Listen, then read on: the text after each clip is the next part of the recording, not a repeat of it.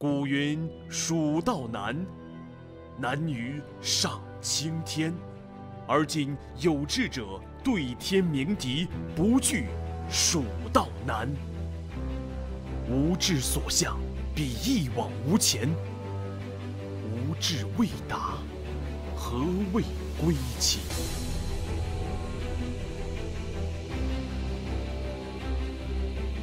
涅槃之际，无问生死。想一技能流，但是直接被秒掉。小五这边调整了一下，看你的剑阵，上面风瑞，最后这边还没有倒进风瑞帮忙，已经被秒了。完了，这边圣也倒了，艾矿这边打出一个冰冻效果，艾克拿到一个双杀。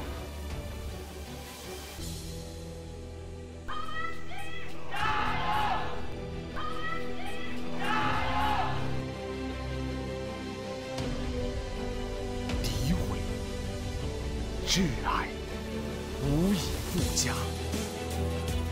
重披战袍，我必竭力而搏。直接上开，他们不上了，他们只是想打架而已。这一波不好说，塔子们倒了，瑞兹还在。向心而行，重振旗鼓。蜀道之路，弱者畏途，能者征途。存鸿鹄之志，金戈铁马，不畏蜀道艰难。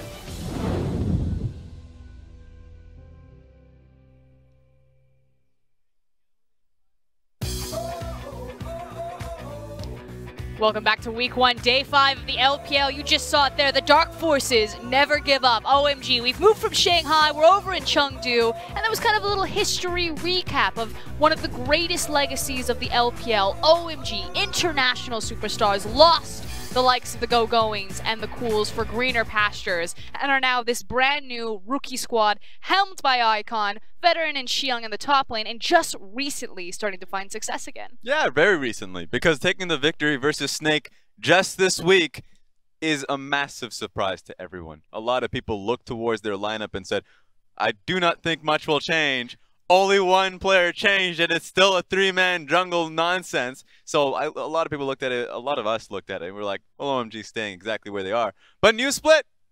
And so that first victory means a lot. Yeah, new split, new rules. Now, that said, they will be facing Rogue Warriors, one of our Rift Rivals representatives. And reminder that if you want to come into China and visit Rift Rivals, we have a link down here. Now, the only caveat is that you must type the link in exactly as it's posted there. So I know you don't want to open up your browser and hit your HTTP, semicolon // but make sure that that's there and you can buy your tickets. There's actually an English aspect of the site to help out our Western viewers if they want to come see the LCK, LMS, and LPL play. That's the first test, though. Remember, if you do want to come here, the first test. You're gated by the browser bar.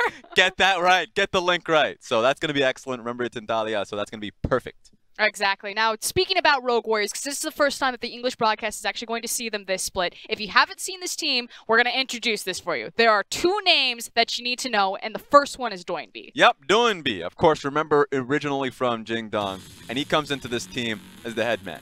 He's the person that's going to make your composition work. Now, of course, he has a lot of tools to work with. He can go towards the bottom lane, so he has the flexibility of being a major point of carry with the Vladimir, or he can go towards the supportive picks like Lulu and Karma. And I love the word flexibility, because that is what this guy is all about. He made his name stick on playing things like Maokai and Nautilus mid. It just seems like whatever the meta is, he's going to figure out how to break it, known for his tank Victor as well. So a mad scientist, if you will, in that mid lane. And he's very vocal as well. So if his team finds any, I would say, holes, if anything happens, if they lose, or if he gets criticism because of his tank builds, he's willing to get on that interview desk and say, at me, please. You don't even have Weibo, I know it. So, so it feels like the guy, he's vocal, he's energetic, especially if they take victories off of teams that he knows he needs to take victory off of. So eyes all are on him. Which is why it's so hilarious in the juxtaposition against kind of the other big weapon on Rogue Warriors, which is SMLZ. Yes. It feels like,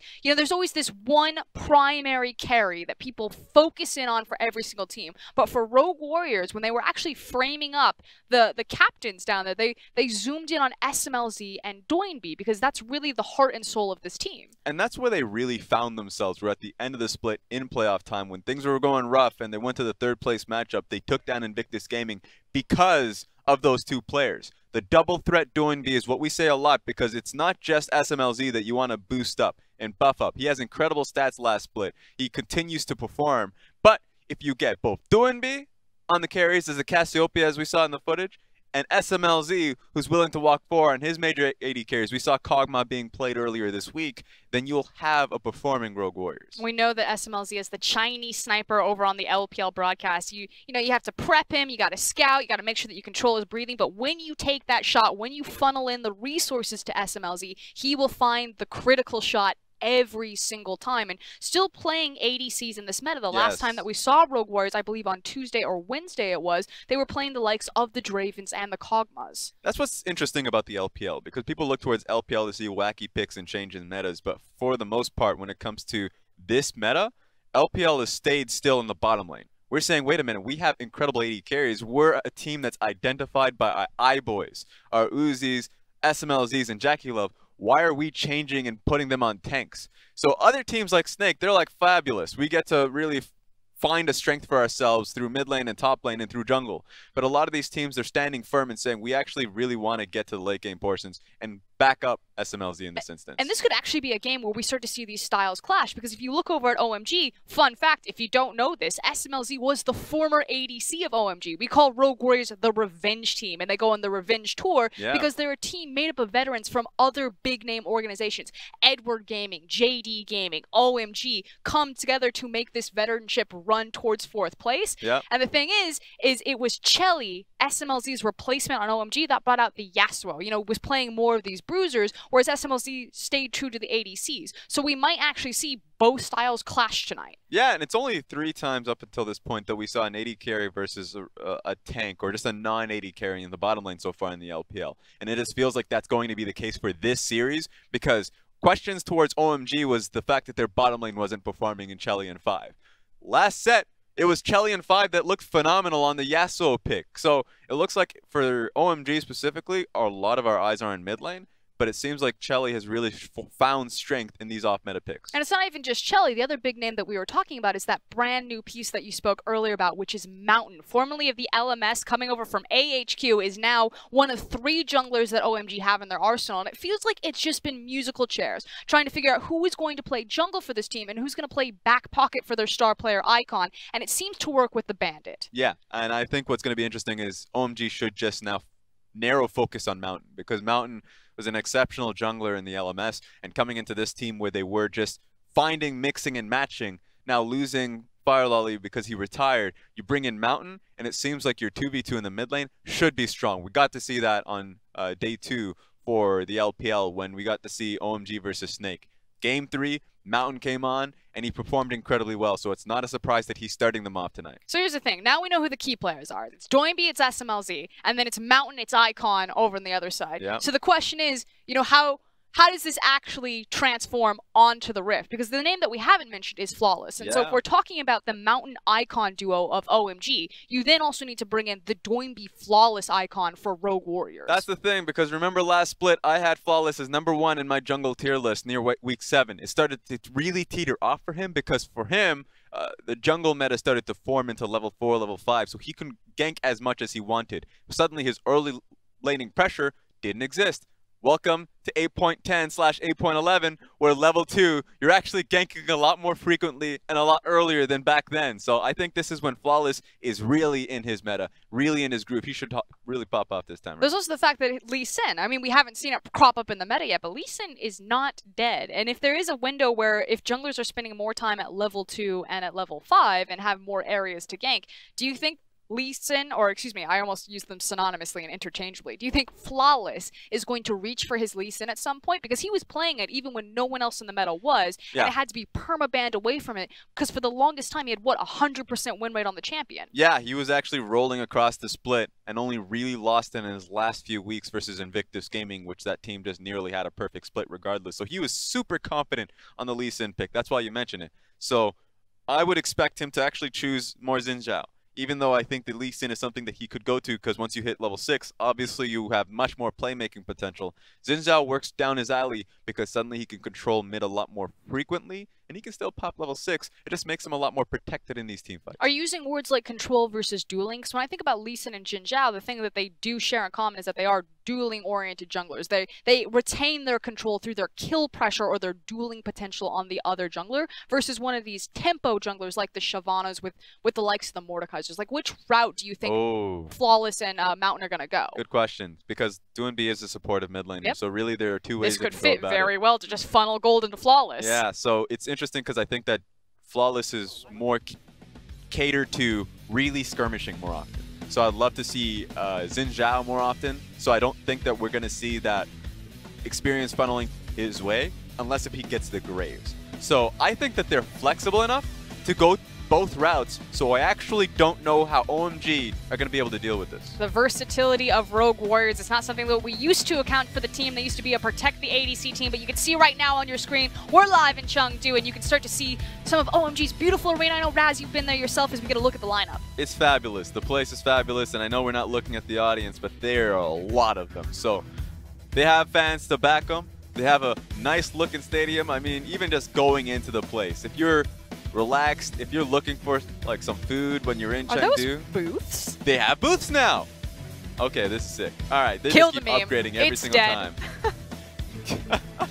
But fun fact about Chengdu as well is it's known as the hip-hop central in China, so I feel like it's the perfect home for a team like OMG, who are known as the bad boys in the LPL. Yeah, definitely the rock stars of the LPL. You were right about that with Icon rounding them out. So let's take a look at the team they're going up against in Rogue Warriors. Boom, it's Mouse, Flawless, Doinb, SMLZ, and Kahlua. And again, the two carries that you want to look at this team, Doinb and SMLZ, the hyper carries themselves. And you know there's going to be a team that's going to have to take them down. Siyang, Mountain, Icon, Chelly, and 5. And now Chelly and 5, I'm going to look at them just a little bit because I know we were talking about SMLZ and how strong he is, but if he keeps going down the route of Kog'Maw, he's going to have some problems with his Yasuo. So I know it's a little bit too early to be talking about draft, but ban out the Yasuo. I don't want to see Chelly on it. He is surprisingly good on the champion. I don't know what he's using with his time, but he's using it properly. It's also the fact that Alistar has become a very high priority pick for teams like OMG. We've seen a couple of the other LPL teams, some LCK teams even reaching up there and grabbing that champion for the engage bruiser potential. The Alistar Mordekaiser combo comes to mind, and it's 5's signature champion. And you can see SMLZ on your screen.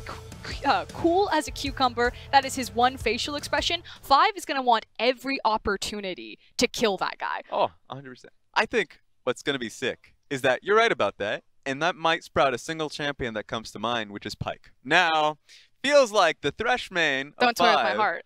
I'm just saying because the man is already playing the Thresh quite frequently, and he wants to look for kill lanes more often than not. With the Yasuo pick, I don't know if they're going to be playing Mordekaiser there. That we haven't just seen that from him yet, but I feel like Pyke is right down his range, and that might be a ban that comes into his direction as well. My only concern with Pyke is that he loses a lot of 2v2s. He's very dependent on his partner. Again, with supports like Alistar and Leona, they create the zone for you, whereas Pyke is more reactive. He plays with his ADC to create the zone. He's more of a win more style of champion versus if a lane is behind, I can turn the tides. Exactly, but I think if you have and this is the key point, when you have lane pressure suddenly with the champion, if that's a win, it's a lot more of a win more situation because suddenly you roaming is really threatening if you can just go invis. So his W is super good just to allow yourself to go mid and impact the mid lane. You want to get Icon ahead. Now we've hit the key players, we've hit the key styles, and we've hit some of the key champions. Now Raz, from the hip, what's your prediction? OMG Rogue Warriors.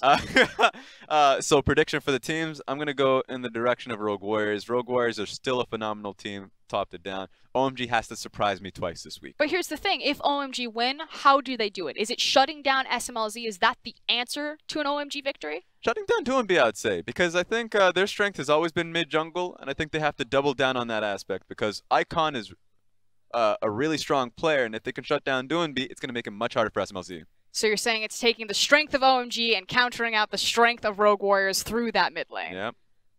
Okay, ultimately you've heard it from Raz. He thinks it's going to be Rogue Warriors, but before we send it over to the casters, a quick word from Mouse, RNG's, or RW's top laner.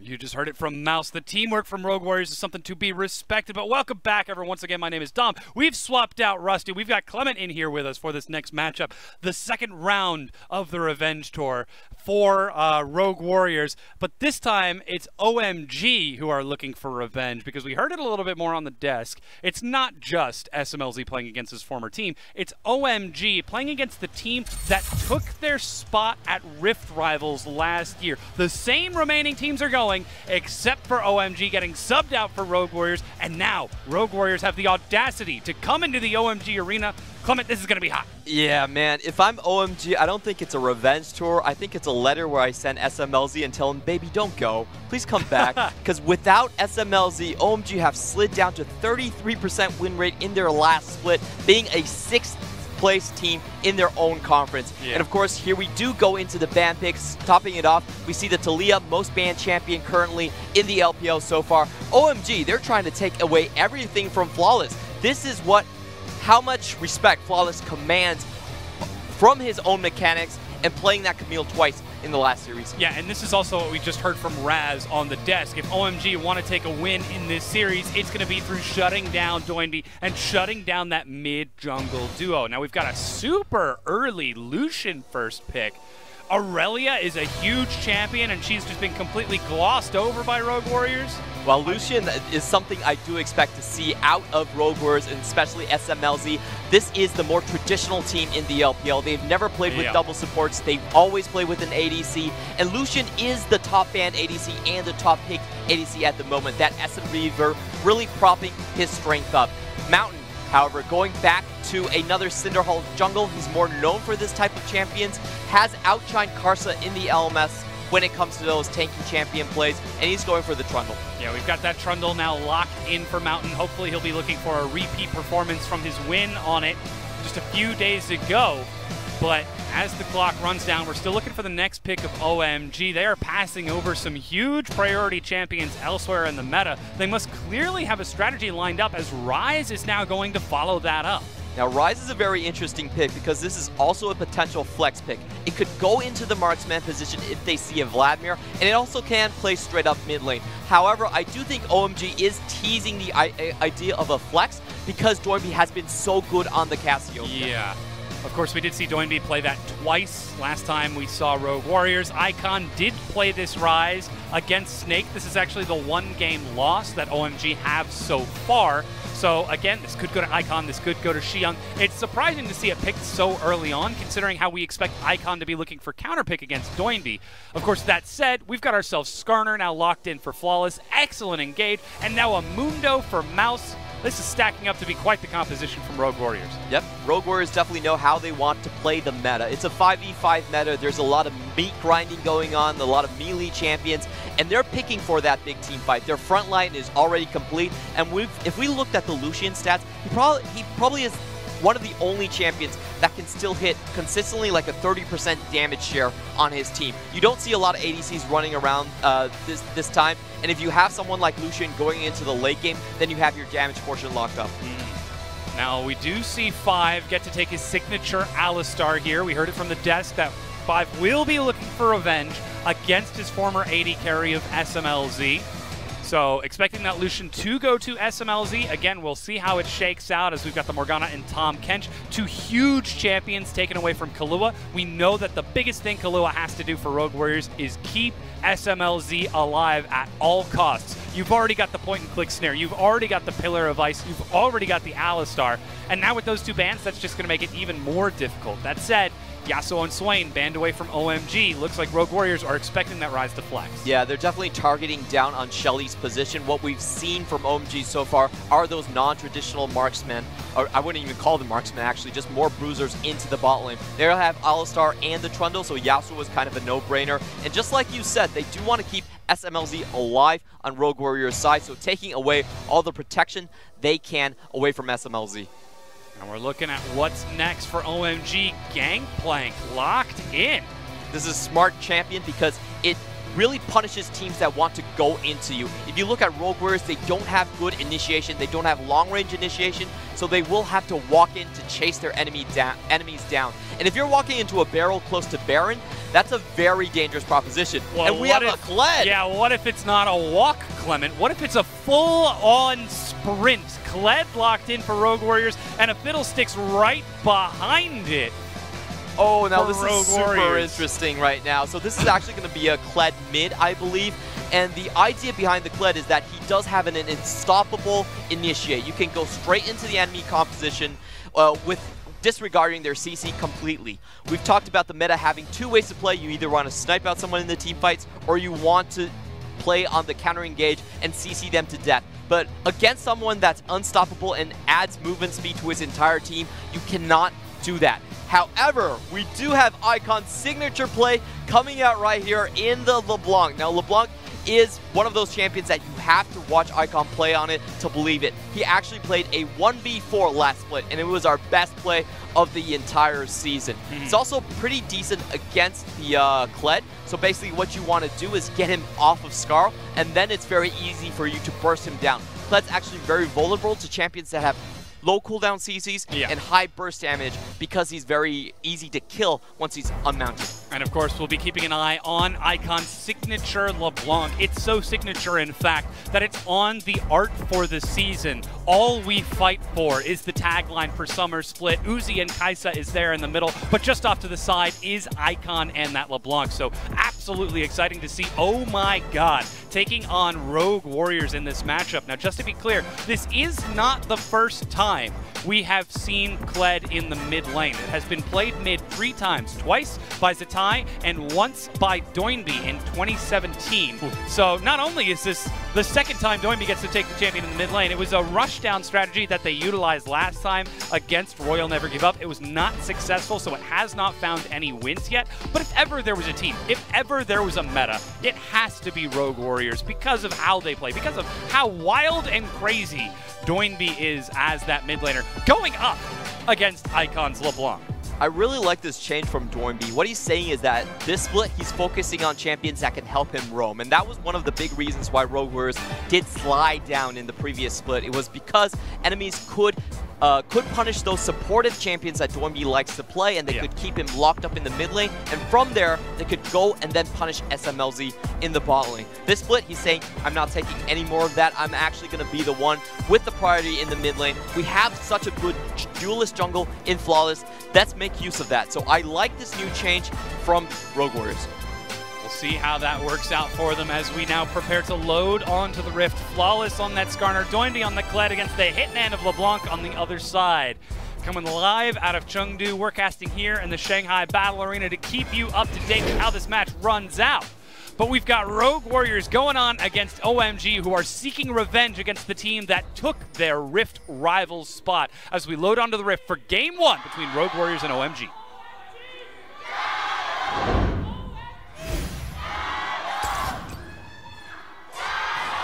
Wow.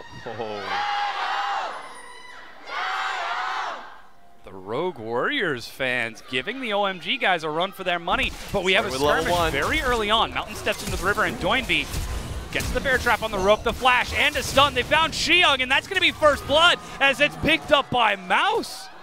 Absolute disaster for OMG. They lose 2 flashes early on, and my big problem was that that they did not have any abilities that could check brushers. Like, the Trundle is not going to take a pillar level 1, and they just kind of walked into it. It was trying to prevent the invade from Rogue Warriors, but they went in too far in a defensive posture. Yeah, almost a straight read from Rogue Warriors as 4, forcing out 2 flashes and finding that kill. Flawless landing the stun as they track the cooldowns. And that is a great start off for Rogue Warriors in this game. We'll have to see if that continues to transition into a successful laning phase, as Mouse won't get the chance to recall and spend that gold just yet. Xiong making his way out of base with that corrupting potion, Might miss a few CS. It still should be pretty close. Already it looks like we do have a bit of a pause. Yeah, I was really confused right there seeing Killua actually back off. Usually in this meta, usually in this matchup, you want to punish the Alistar as hard as possible at level 1. So I'm pretty willing to bet that it's something wrong with Killua's computer here.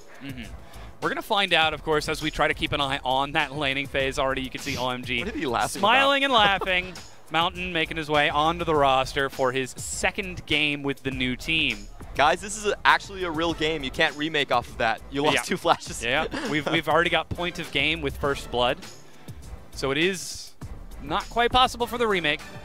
Of course, though, we'll keep you updated as to how this shakes out. The technical difficulties should be resolved, hopefully, very shortly.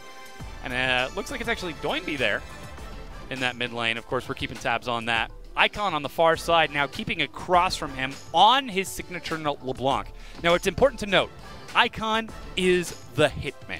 He is the guy who has made a name for himself, single-handedly killing almost every other mid laner in the LPL at least once, if not twice, and then styling when he does it. He doesn't just kill you. He kills you, takes the extra turret shot when he doesn't need to, and then emotes on top of your dead body. Pretty much. I think Icon is the most beautiful distraction in the LPL. Yes. Like, he has incredibly flashy plays, high mechanical ceilings. We were watching the game versus Snake that happened earlier this week, and he dodged 4 skill shots from SOFM and Guoguo in 2 seconds. Yeah. I was like, oh my god, that footwork is he's one of those players that it's so fun watching him, but the reason that he hasn't been able to transfer his own mechanical success into a team success is because there isn't another big carry backing him up. Yeah. Shelly really hasn't filled up that role, and without SMLZ on the roster, it just feels like OMG are still missing something. If we go over to SMLZ's side, however, he's actually been doing incredibly well on Rogue Warriors.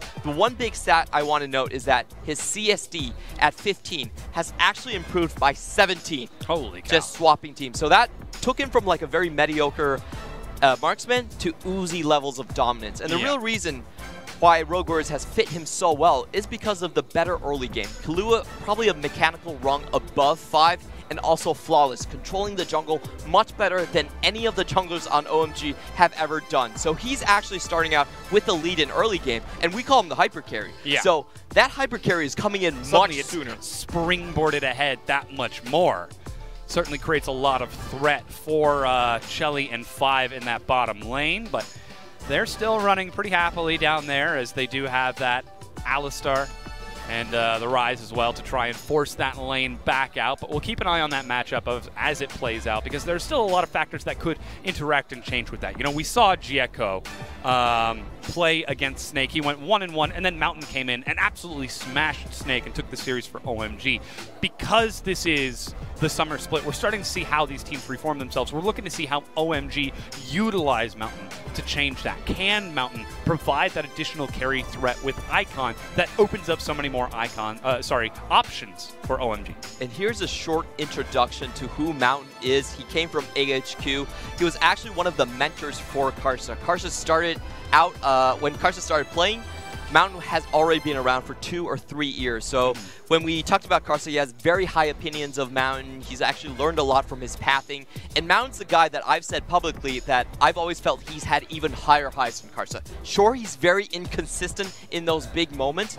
I do think he has a bit of emotional instability. But when you look at the regular season, when you see him on the Cinder Hulk metas, he definitely is a stronger jungler than even Karsa. We call him the bandit in the LMS, and he's known for stealing buffs away from the enemy team. He actually has the most buff steals of any jungler in the LMS for a long period of time, for multiple seasons, going on and on. So what we want to see from Mountain on OMG is to see an aggressive jungler that likes to gank more. That's something that OMG has always lacked. They have very strong solo laners in the top lane in Xiang, and also, of course, in Icon, like we've mentioned. But they've never had a jungler that can consistently set those lanes up and snowball the game from there. So a lot of times what you see from OMG games is that they have great individual lanes, they're winning 2 of their lanes at 10 minutes, and then it kind of goes nowhere. Yeah, and that's sort of where we have to look at the push and pull. If I expect a gank from my jungler, I should have some sort of lane control so that when he invades, I can back him up. And this is where we look to the communication of the new team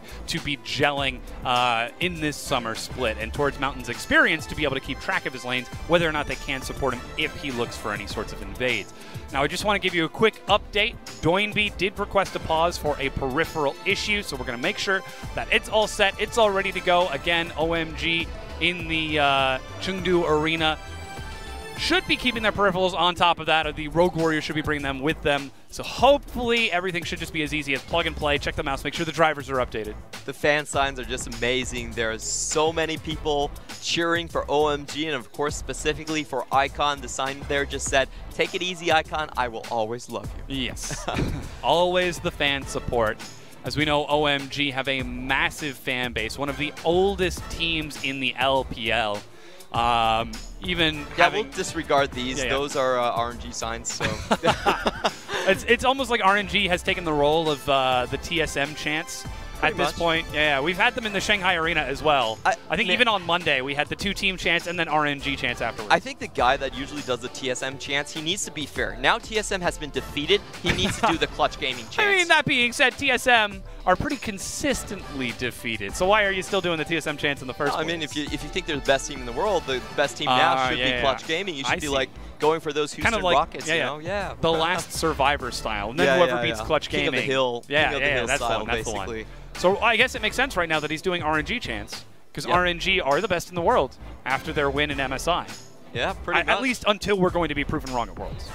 Okay, that's a touchy subject. I know the analyst desk is probably going to blast me for that, but I really think it's hard taking a championship away from someone on their home turf. And the reason it's hard is because it's much harder to isolate teams. And what you want to do and how you want to win against the LCK in the World Championships is you want to kill one team in group stages, and you want to take down one team in quarterfinals and make sure they don't have any scrim partners going forward. If you look at the record for like Worlds and moving forward, teams that scrim together die together.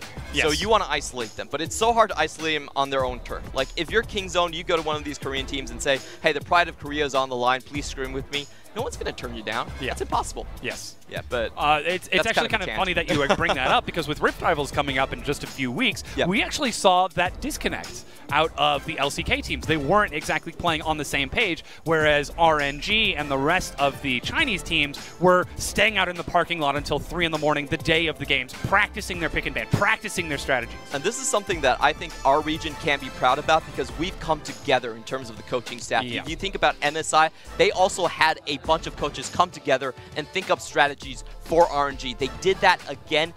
They did that previously at Rift Rivals as well, and I do expect they will do it next month as well. Well, now the waves have finished, or I suppose resolved at this point. And level 2 picked up by all 4 down there. SMLZ steps up. Kilo is actually playing very far back. I think he's trying to play a more protection and bounce style against Chelian 5, more denying the level 2 all-in. Mountain's on this side of the map as well with a very early level 2. Yep, what we're seeing from the Fiddlesticks lane is that he's very easy to execute a pushing strategy. He will keep the enemy underneath their towers and really open up that side of the map for invades, and that's kind of why you want to pick Fiddlesticks as a champion. Now, it's actually interesting that you mentioned that this bottom lane from Rogue Warriors is going to take some lane control here, because Flawless is on the other side of the map. He started red Raptors and is now at blue buff, so it might even be that Flawless wants to set up Mouse at least to level 4 or 5 by hanging out on that top side of the map. They want to make life for Xiang miserable. He doesn't have a flash. He knows that the jungler is around this position. Ooh, that's Ignite as well. SMLZ flashes back the auto attack and he goes down. That's not first blood because we got it earlier. But Kilo is still stepping up. He's about to eat a stun here as Mountain lands the Pillar of Filth and should be walking up. Minions are actually doing a lot, but there's the chomp. Mountain gets a kill, and Rogue Warriors bottom lane makes a huge mistake. Yeah, I think SMLZ miscalculated. He was running teleport, no heal to be found, and once that all-in came in from Shelly and 5, that was pretty much lights out incredibly fast because he used his E to go on the offensive. He had no way to back out. Outside of the flash, but a lot of good that's going to do you against an Alistar. And that's what we just saw now in that bottom lane, and tragically, that does mean that Rogue Warriors bottom lane will now find themselves suffering a little bit. Shelly is going to get enough for the recall with those 2 assists to pick himself up a tier. We've also got 5 getting some boots as Flawless just outside of vision. Xiang, he's right on top of the barrel. Mouse steps up, but the barrel lands. There's a follow-up. Oh, misses the slope. Ooh, Flawless.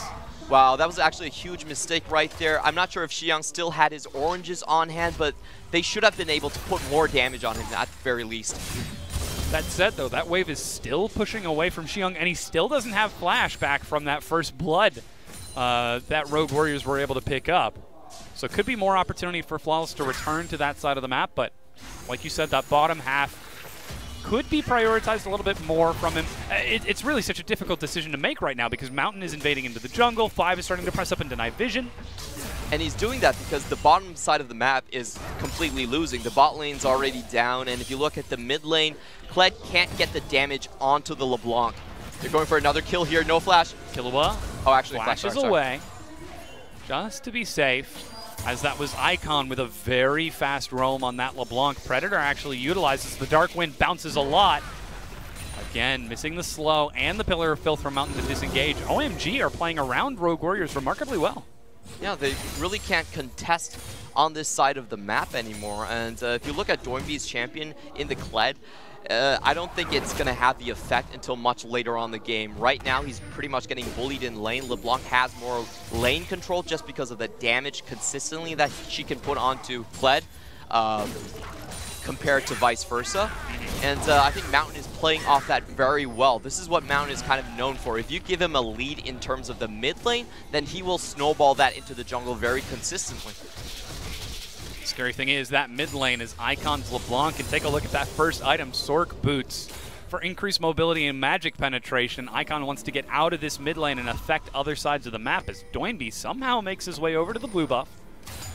Just looking for some vision, maybe trying to chase Mountain out, trying to reclaim some control on this bottom half of the map as SMLZ and Killua trying to recover after that disastrous mistake, giving up those first 2 kills.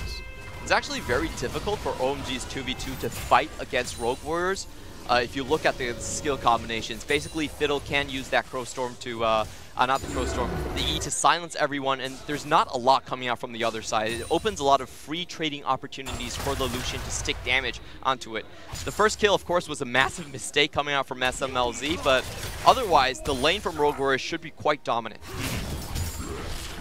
We'll definitely keep an eye on that, as that's the Cannon Barrage utilized by Xiang. Mouse still holding on to his sadism and that masochism too, as he's just trading back against Xiang, trying to control this wave against the inevitable late game power of that Gangplank. I like what both of these top laners are doing right there. There's no reason you use your ult there unless you're looking for a kill into the top lane. So Mouse senses this, and the first thing he does is he sets up vision to make sure that really doesn't happen. Because you're sitting top lane as a Mundo, you don't have your sadism and you don't have your flash, and the Gangplank is now controlling the wave. So you definitely have the hairs on the back of your neck sticking up. Yes.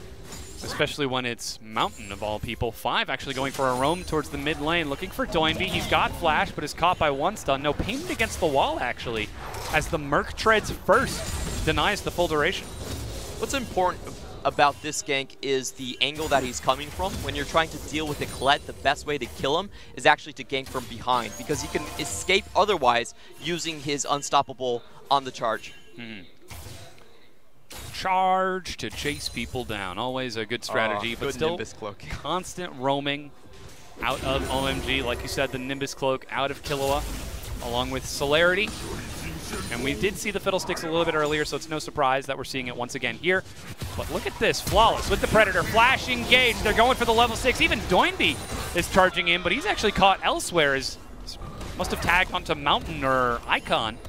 Yep, ran into Mountain right there. That was amazing timing from Rogue Warriors' side. The 2 things that we mentioned before, the guaranteed lane push and also the early flash out from Chelly, really helping out on that gank. And this is something that I feel like Rogue Warriors does so well, is that they play around their bot lane summoners incredibly precisely, and they're usually able to snowball SMLZ, even if he starts the game with the bad trade. Yes.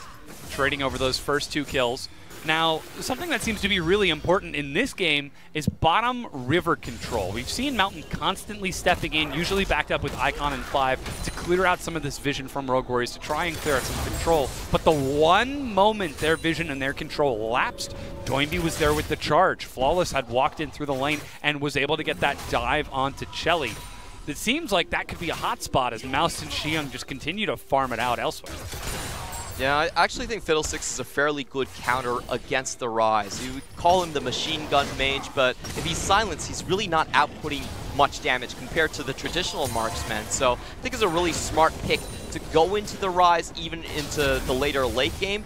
And this is kind of why the traditional marksman compositions are still being played quite often in the LPL. You do get lane control in the bot lane. You are a ranged champion. It's easier for you to hit minions. And with someone like Lucian, who is the most played marksman here, you actually do have decent wave clear as well to back it up. That's always the question, though, is what does that lane control get you? Is it just Scuttlecrab? Is it Dragons? So far, it's that first kill onto SMLZ. Yeah, it's great setup kill with the Skarner. There's no way you can control both rushes if the enemy bot lane is consistently pushing up. So they're making good use of that. Of course, Shelly does now have his flash up, but they can try to continue this trend to snowball. Still, though, just passively farming down in that mid lane whenever the jungler isn't nearby. Mountain constantly maneuvering around the map, as that's the Crow Storm. I was going to say passive, but I was wrong, Clement. I was very wrong. 5 chasing SMLZ. Icon. It's coming in from the side, but here's Flawless as he chases up. SMLZ flash, dash, but he's stalled out by the Pillar of Filth. Jump is ready, but SMLZ is still alive. Icon catches up. Doinby is going to try to follow through, but doesn't have his charge off of cooldown, and Icon will escape. Really good play from Kahlua to start the fight off, disables Alistar and denies him the instant push off from the Crow Storm, and he's able to use that Nimbus Cloak with the 100 extra move speed to really lock down on Shelly. Oh, and they found Killua Icon going over the wall, and Icon has found another one. Now they've lost 2 critical members. Doinby is forced to charge away from the onslaught of OMG. You definitely still get the movement speed from that. But overall, I would say this fight actually goes to OMG much heavier than Rogue Warriors. Even though with the initial kill going over to Kahlua, OMG now has a snowballed LeBlanc. And this is the terrifying thing about this meta. LeBlanc is back to her old set of abilities. She can do burst damage much more in an upfront fashion now. So we've seen Rookie play this champion already, and once she gets going, there's no stopping her, especially with a very fragile support like Fiddlesticks. Especially when it's a player like Icon, who is known specifically for this champion. Of all of the ones that he plays, it's LeBlanc and it's Ahri that have huge names for him. But now he's got 2 kills. Recall should be finishing off right here. Let's see what he decides to go for. Continuing to round out that build. This is not completed just yet. Mouse is actually way out of position. Mountain catches him.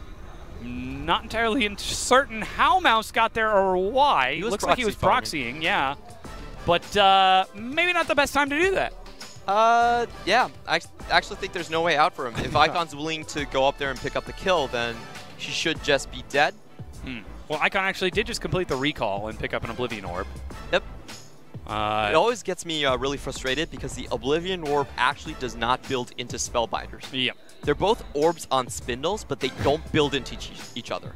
That's like, I don't know, it's just wacky build paths. So that is a Morellonomicon, to be completely fair, items don't necessarily make sense in League of Legends. We have cloaks, we have armor. We used to have a poncho, but we got rid of it. We have boots, but the one item we don't have is pants. There is no single pair of pants that you can buy in League of Legends. Bring your own. Yeah, apparently. That's the important thing. Unless your name is Mundo, then you're in trouble. BYOP, that's what the party is about. But exactly. Yeah, just hinting on the fact that we are seeing the double magic penetration build coming out from Icon, of course, building into the Morellonomicon, which is going to work wonders against the Mundo in the top lane. Yeah, just getting additional shred on top of that. And of course, that Spirit Visage so important for Mouse to build if he wants to survive against Icon down in that bottom lane. As you could see, Xiang, he's feeling pretty happy about himself. He managed to catch his top laner in a really weird position, and he's been happily farming on that gangplank. Yeah, Xiang's actually been doing fairly well in this lane, considering that he lost his first flash within like 90 seconds of the game. So he's been dealing with it pretty in a suitable manner, and he's also gotten the assists in the bot lane as well. So just to talk about Gangplank's role on the teamfight composition a little bit more, we are seeing this composition from OMG that's very strong on preventing the enemy team from coming into their backline, basically. They do have the pillar to stop people. They do have the cannon barrage and the barrels to set up traps from people. Yeah. And if they can just kind of hold their ground and stand afar and throw out all of their damage, especially from the Ryze late game, then they do have a very good composition. On the other hand, we are seeing the Russian comp from Rogue Warriors. They have a lot of abilities to just jump straight onto you. The dog fight. Exactly. Yeah. So it is, I like these type of team fights because they're contrasting styles. That being said, though, who does Rogue Warriors look to dogpile on top of? Traditionally, you would say the AD carry, but it's Trundle, Ryze, Alistar. Trundle just uses the pillar and walks away. Alistar gets tanky and impossible to kill, and then a LeBlanc in the mid lane. And you are never going to pin down Icon unless you just outplay him. Yeah, I do think the primary target is still going to be the Ryze. Ryze doesn't have the longest attack range out of these champions, and he does need to stay a bit more in danger to really get most of his output out. So that would be the primary target, I'd see. But instead from rushing in directly, they also have the sneaky flank coming in from Fiddlesticks as well. However, Fiddlesticks isn't as good in professional play as he is in solo queue play, and there's a very good reason for that. It's much harder to surprise people with the vision control coming out from professional players here. So if they want to make use of that, they actually do need to take control of one side of the jungle in order for that Fiddlesticks surprise party to happen. Of course, that will require some more onus from Flawless to continue to control the river, maneuver around the map as he has been doing, plus some more coordination from Killua to actually support and follow up on that. And while we keep on mentioning the Lucian Fiddlesticks should have lane control that should enable the option for Fiddlesticks to maneuver around, almost all of the skirmishes, I believe actually all of them, have been in the mid lane, that bottom jungle, and the bottom lane itself outside of that first blood. And knowing that, how can you unlock your Fiddlesticks when you're constantly fighting, when you're constantly skirmishing over vision, or looking for the Doinby roam, or looking for the Icon roam? I'm glad you asked that, because this meta is really about the first big team fight. What we've seen over and over again this week is that if you win the big first brawl, then you're the one that gets control over Dragon. You're the one that can push into the enemy jungle and start taking vision control away as well. But so far, we really haven't seen that first big fight come out. People have been able to pretty much like step away with several casualties here and there. And this is something that I want to talk about because it's also a big reason why marksmen, traditional marksmen at least, have been disappearing in the meta. Because their item spike, their teamfight readiness comes so late into the game. They need that 2 items, the Zeal item and the IE item. But what we're seeing from the new breed of AD carries, even if they do appear, are they're using 1 item spikes. They're using the Blade of the Ruin King like SMLZ is doing this game, and they're also using the Storm Razors to play like the Draven. And that's really the kind of the key goal you have to understand about the meta and the picks that are happening in the bot lane. And there's something I do want to mention. Yes. It is the Spellbinder's Vladimir. And that really exemplifies what we have. If you think about his first item spike, 2,900 gold, compare that to a Zeal item. Your first Zeal item, you have 35% attack speed and 30% crit, and you compare that to Spellbinders on Vladimir when he's fully stacked, he gets 200 AP, 280 HP, and he also gets 50% movement speed. So if you think about that lens, from the lens of the first team fight, that's a complete unbalance, and there's almost zero reason that you want to run a crit ADC. And to be clear, that's why you're alluding to the fact that we are seeing Vladimir's instead of AD carries, because when you compare the impact that the two have in that first team fight at a 1 item spike, that's why we see the Darius in the mid lane. That's why we see the Aurelia able to pop up and have massive impact very early on. Though we are still seeing Rogue Warriors stick with an AD carry-centric style. They played Draven, they've played Kog'Maw, now we've got Lucian, which seems to fit a little bit closer to the meta, but still might be a bit of a disconnect from how the rest of the LPL is playing that very strong first teamfight-centric style. Definitely. There's pros and cons to playing ADCs in this matchup.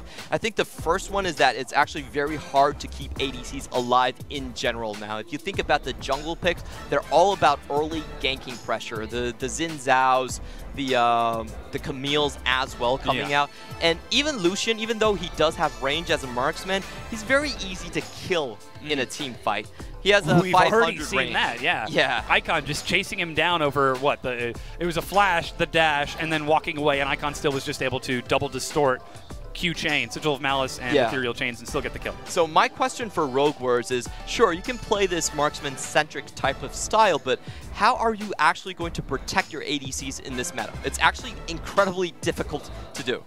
And perhaps that's where we see a bit of scouting from OMG coming in handy. The double support ban, taking away the Morgana, taking away the Thompson. Exactly. That has been Killua's #1 priority since he joined the LPL as a sub to SMLZ, because SMLZ, we call him the Chinese sniper. He lines up the shot, and once it's lined up, there's no getting out of his sights. He is able to take an excellent shot and pick up some huge late game kills and have maximum impact for his team.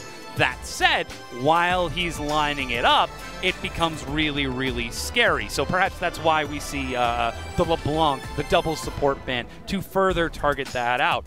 But Rogue Warrior's answer wasn't protect Doinby more, it was all in more. We've got the Kled, we've got the Fiddlesticks, we've got the Skarner. And this is such an interesting trend from them, because we've seen this with LPL teams. If they figure out they can't actually protect the AD carry, they're very willing to build more distractions into their composition. If you think about WE the last time around, the time that they went to MSI and did so well, it was on the Kled top lane, playing something different, going forward, instead of staying back and trying to hold on to the AD carry's hand. And this is, I think, well, like you said, like you put it very eloquently, Rogue Warrior's answer to still playing the ADC. We're going to go forward instead of back. Very interesting choice, but still so much has been built into OMG's composition that allow them to kite back. They've got that Trundle, they've got the Alistar, even the Gangplank Cannon Barrage providing a slow that you'll have to walk through if you want to chase them.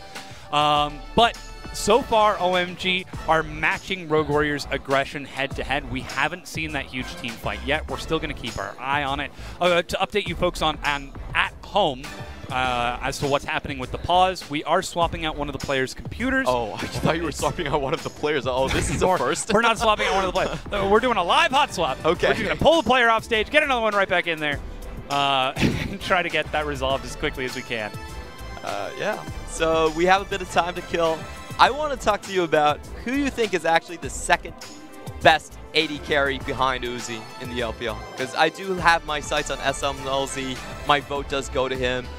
He has been playing behind Uzi at the start of his career and really observing the master play. But I think it's a really cool discussion about how many good talents we have on this position. I mean, I'd love to tell you my opinion, but I think we've got a bit of an analyst desk to break it down. So, gentlemen and lady, why don't you tell us who you think the second best AD carry is? And a lady. Don't worry, I'm about to, and I have a very strong opinion on this. I don't actually think it's SMLZ. I think it's iBoy.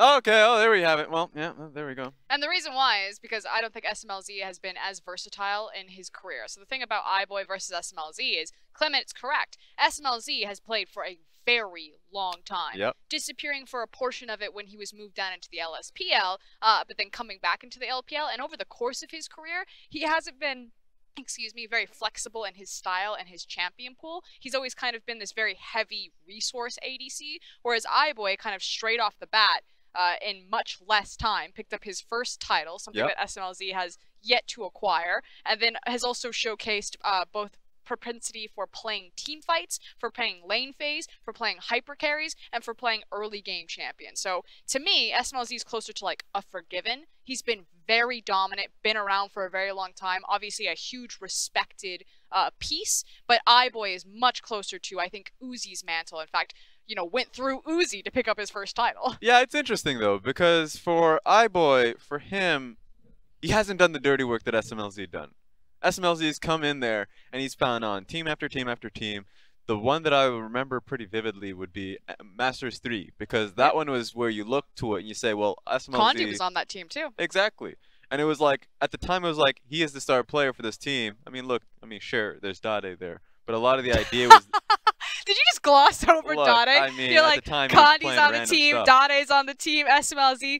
But SMLZ was the carry. Yes, because Red Dade was just, that's a long story. I'm not blaming you. But I will say that SMLZ went through the dirt just because he was a player that could be on these teams that weren't performing, but you could see why he was still being valued because he would still put up incredible numbers. Well, iBoy, his career has started and is, of course, just started, but it's been on EDG throughout. So a lot of people won't give him that respect until he's really put on a team that he's now challenged to really perform on when he's literally on his back's against the wall. But Raz, you didn't answer the question. Okay.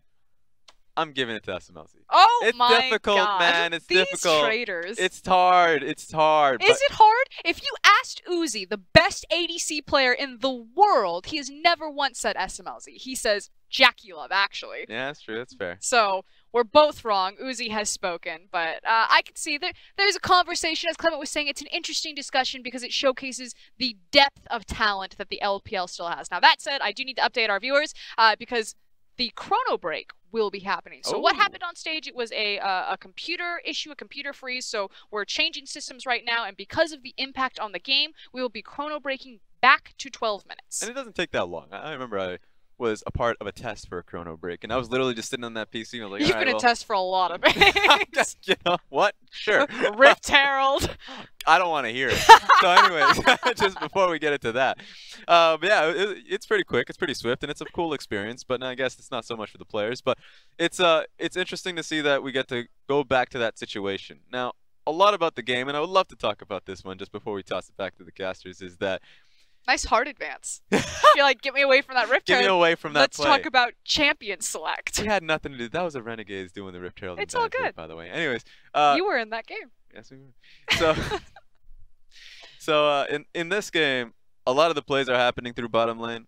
It's fun that the whole discussion about AD carries is pretty much happening in this lane itself, just because SMLZ goes for a kill and obviously gets swiped as well. We said that 5 was going to grab his key pick of Alistar. That's exactly what happened. And we said that 5 was going to kill SMLZ. He feels personally betrayed. And what happened? Yeah. He immediately just bitch slapped the guy for a level 1. Yep. Yes, he did, Frog. And the moment he sees him proccing passive, gets the press the attack off, he's like, you can't do that. What do you think you're doing? Headbutt, pulverize, and I'm going to get you. So that's exactly what happened in that situation. It's nice to see that 5 is just finger on the trigger. He just goes right for it. Yeah, showcasing that OMG still do have some fire left in their bot lane. But I know that one of the picks that we really wanted to focus in on was the Kled pick. Yes. Now, Doinby has played Kled in the mid lane before. So, again, we talked about this. Doinby known for having a very interesting and unique champion pool. He's reached for some of these, key pieces that you might not normally see. But Raz, can I get your expert opinion on what the hell is Kled doing in this composition? Like, how does it help? Competitively, I mean, or at least with this composition. Yeah, he's got a Mundo, he's got a Fiddlesticks. I may be softballing you some of the answers, but he's got a Mundo and a Fiddlesticks. Look, Aaron's going to answer it anyways, okay? You don't have to. I'm waiting. So I'm telling you right now, just based off of the bottom lane plays that we already saw, Fiddlesticks is fantastic, just being able to get the ulti across. Nice follow-up with Fiddle, and if the TP comes across, it's just a good all-in composition. You could start off anything. I would say the Skarner is a good point to start that off of. So this comp is pretty, I'm going to say brain dead, but it's pretty straightforward. It's a straightforward composition, so that's what I like about it. I think through the laning phase, because remember, Kled came out first from Doinby as a laning phase counter to a lot of the picks that were coming up. It was a Zir at the time, and so this time around, he saw the rise, and I thought that he thinks he can go straight into it. LeBlanc is much safer, though. That's my problem with it. Oh, cool. We are going to go ahead and talk it back to the casters because we're ready to go. Thank you so much. And Uzi says it's Jackie Love. Of all of the second mid laners, look, it's a conversation that we'll have to have another time. But we'll definitely have to talk about it because we're back into the game. Chrono Break successful. And Mouse, would you look at that? He is not out of position this time. So that's interesting. I think what happened was that he accidentally proxy farmed because his computer was going haywire. That could have been it. That very well could be, as Rift Herald is activated into the mid lane. Rogue Warriors taking perhaps advantage of the pause as they group up in the mid lane, and immediately another one as Icons turn around like, wait, what is going on? He actually completed a recall. Yeah, that's that might not have been intentional. It could be. We did a Chrono Break back in time. Riot has actually invented time travel, by the way. Yep. So basically what happened was this game has already happened. You're correct. Yeah. The Mundo ult and the top lane chase did not happen. They went back to their original positions. But I'm actually kind of confused why LeBlanc is sitting back in base and Icon is standing there. So that might be the reason that they're going back to revisit the scenario. And I just want to go back and touch about the Uzi saying Jackie Love is the second best AD carry All in right, the LPL. we have the time now. Like, Uzi is so good that he actually doesn't remember the names of the people that he's playing against. Yeah, he's like, I had an interview with him, and he just said, who's that LPL one? AD carries are good. Oh, yeah, who's that one on IG? Oh, yeah, he's like, the one on IG, that one's, I think, decent. I think he measured somewhat close to me. But here's my case for SMLZ. If you're being put in a super close situation, team fight to win the game, and your front line is dead, you only have one marksman and a support left, who do you want in that position? And my answer is you want SMLZ over iBoy.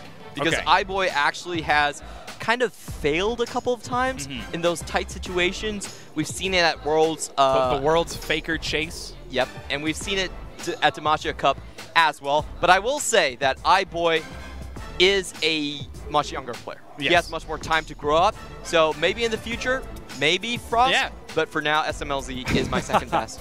And Reckless says as well. That being said, Jackie Love is very young as well. This is his second split here in the LPL. Yeah.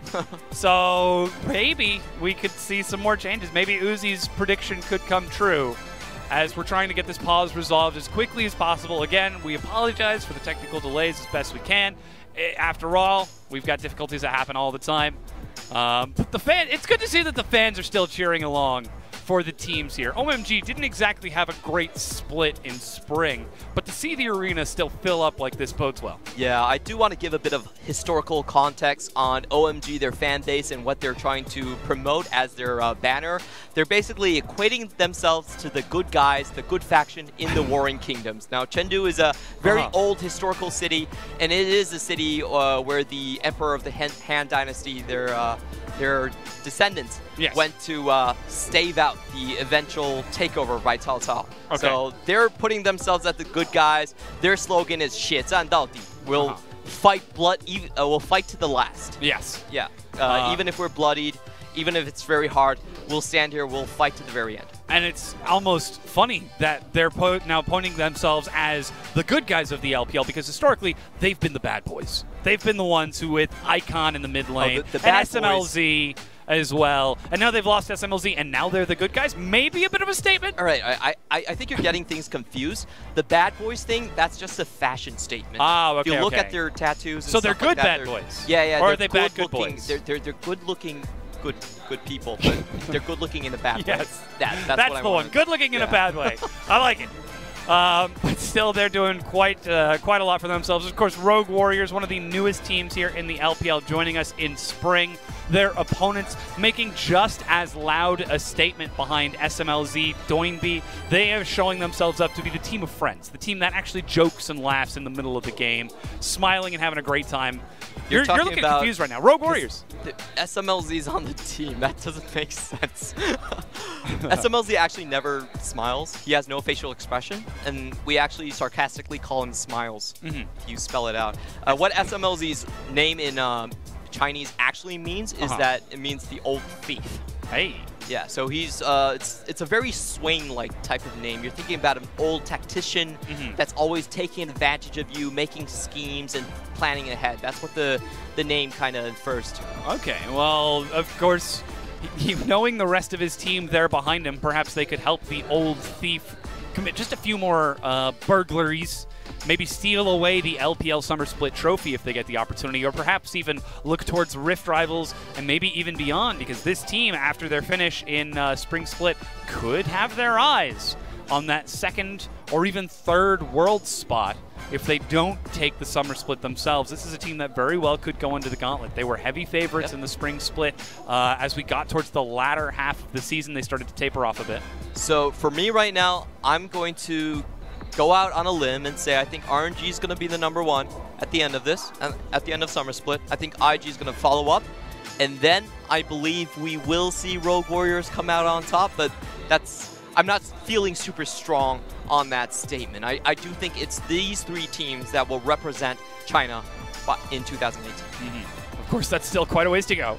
We just got out of MSI. We're still in week 1 of the Summer Split of 10. plus Rift Rivals in between, plus playoffs, plus all that time before Worlds, so still plenty of time for us to continue to spout out that China is the best in the world right now, that the LPL is the best region. Definitely, definitely. I do want to touch on what Rogue Warriors' troubles kind of are, and how we've seen them. Their biggest weakness is they don't have a good answer to split push at all. They're a very 5v5 focused team. They group up a lot, and they have a blue-collar top laner in Mouse in the top lane. And this term, the blue-collar top laner, is actually used quite often in terms of the LPL casting on the Mandarin side. It's used to basically describe a person that plays tanks, plays for the team, and he's not going to really hold up to people like the Shy or Xiao L, who's going to take a bruiser into that top lane. You don't expect them to be able to contain that lane in the future. So if they're going to go up against a team like IG, it's going to be very difficult. Or even if they go up against a team like SNG, who have a split pusher in Xiao L, I think that's where you're going to see a lot of trouble coming out from Rogue Warriors, and that's something that they need to fix. It almost seems like the best version of Rogue Warriors that we've seen is when we get to see Doinby on a champion that can roam like the Ryze, or perhaps even the Scion in the mid lane, where he can affect multiple areas of the map.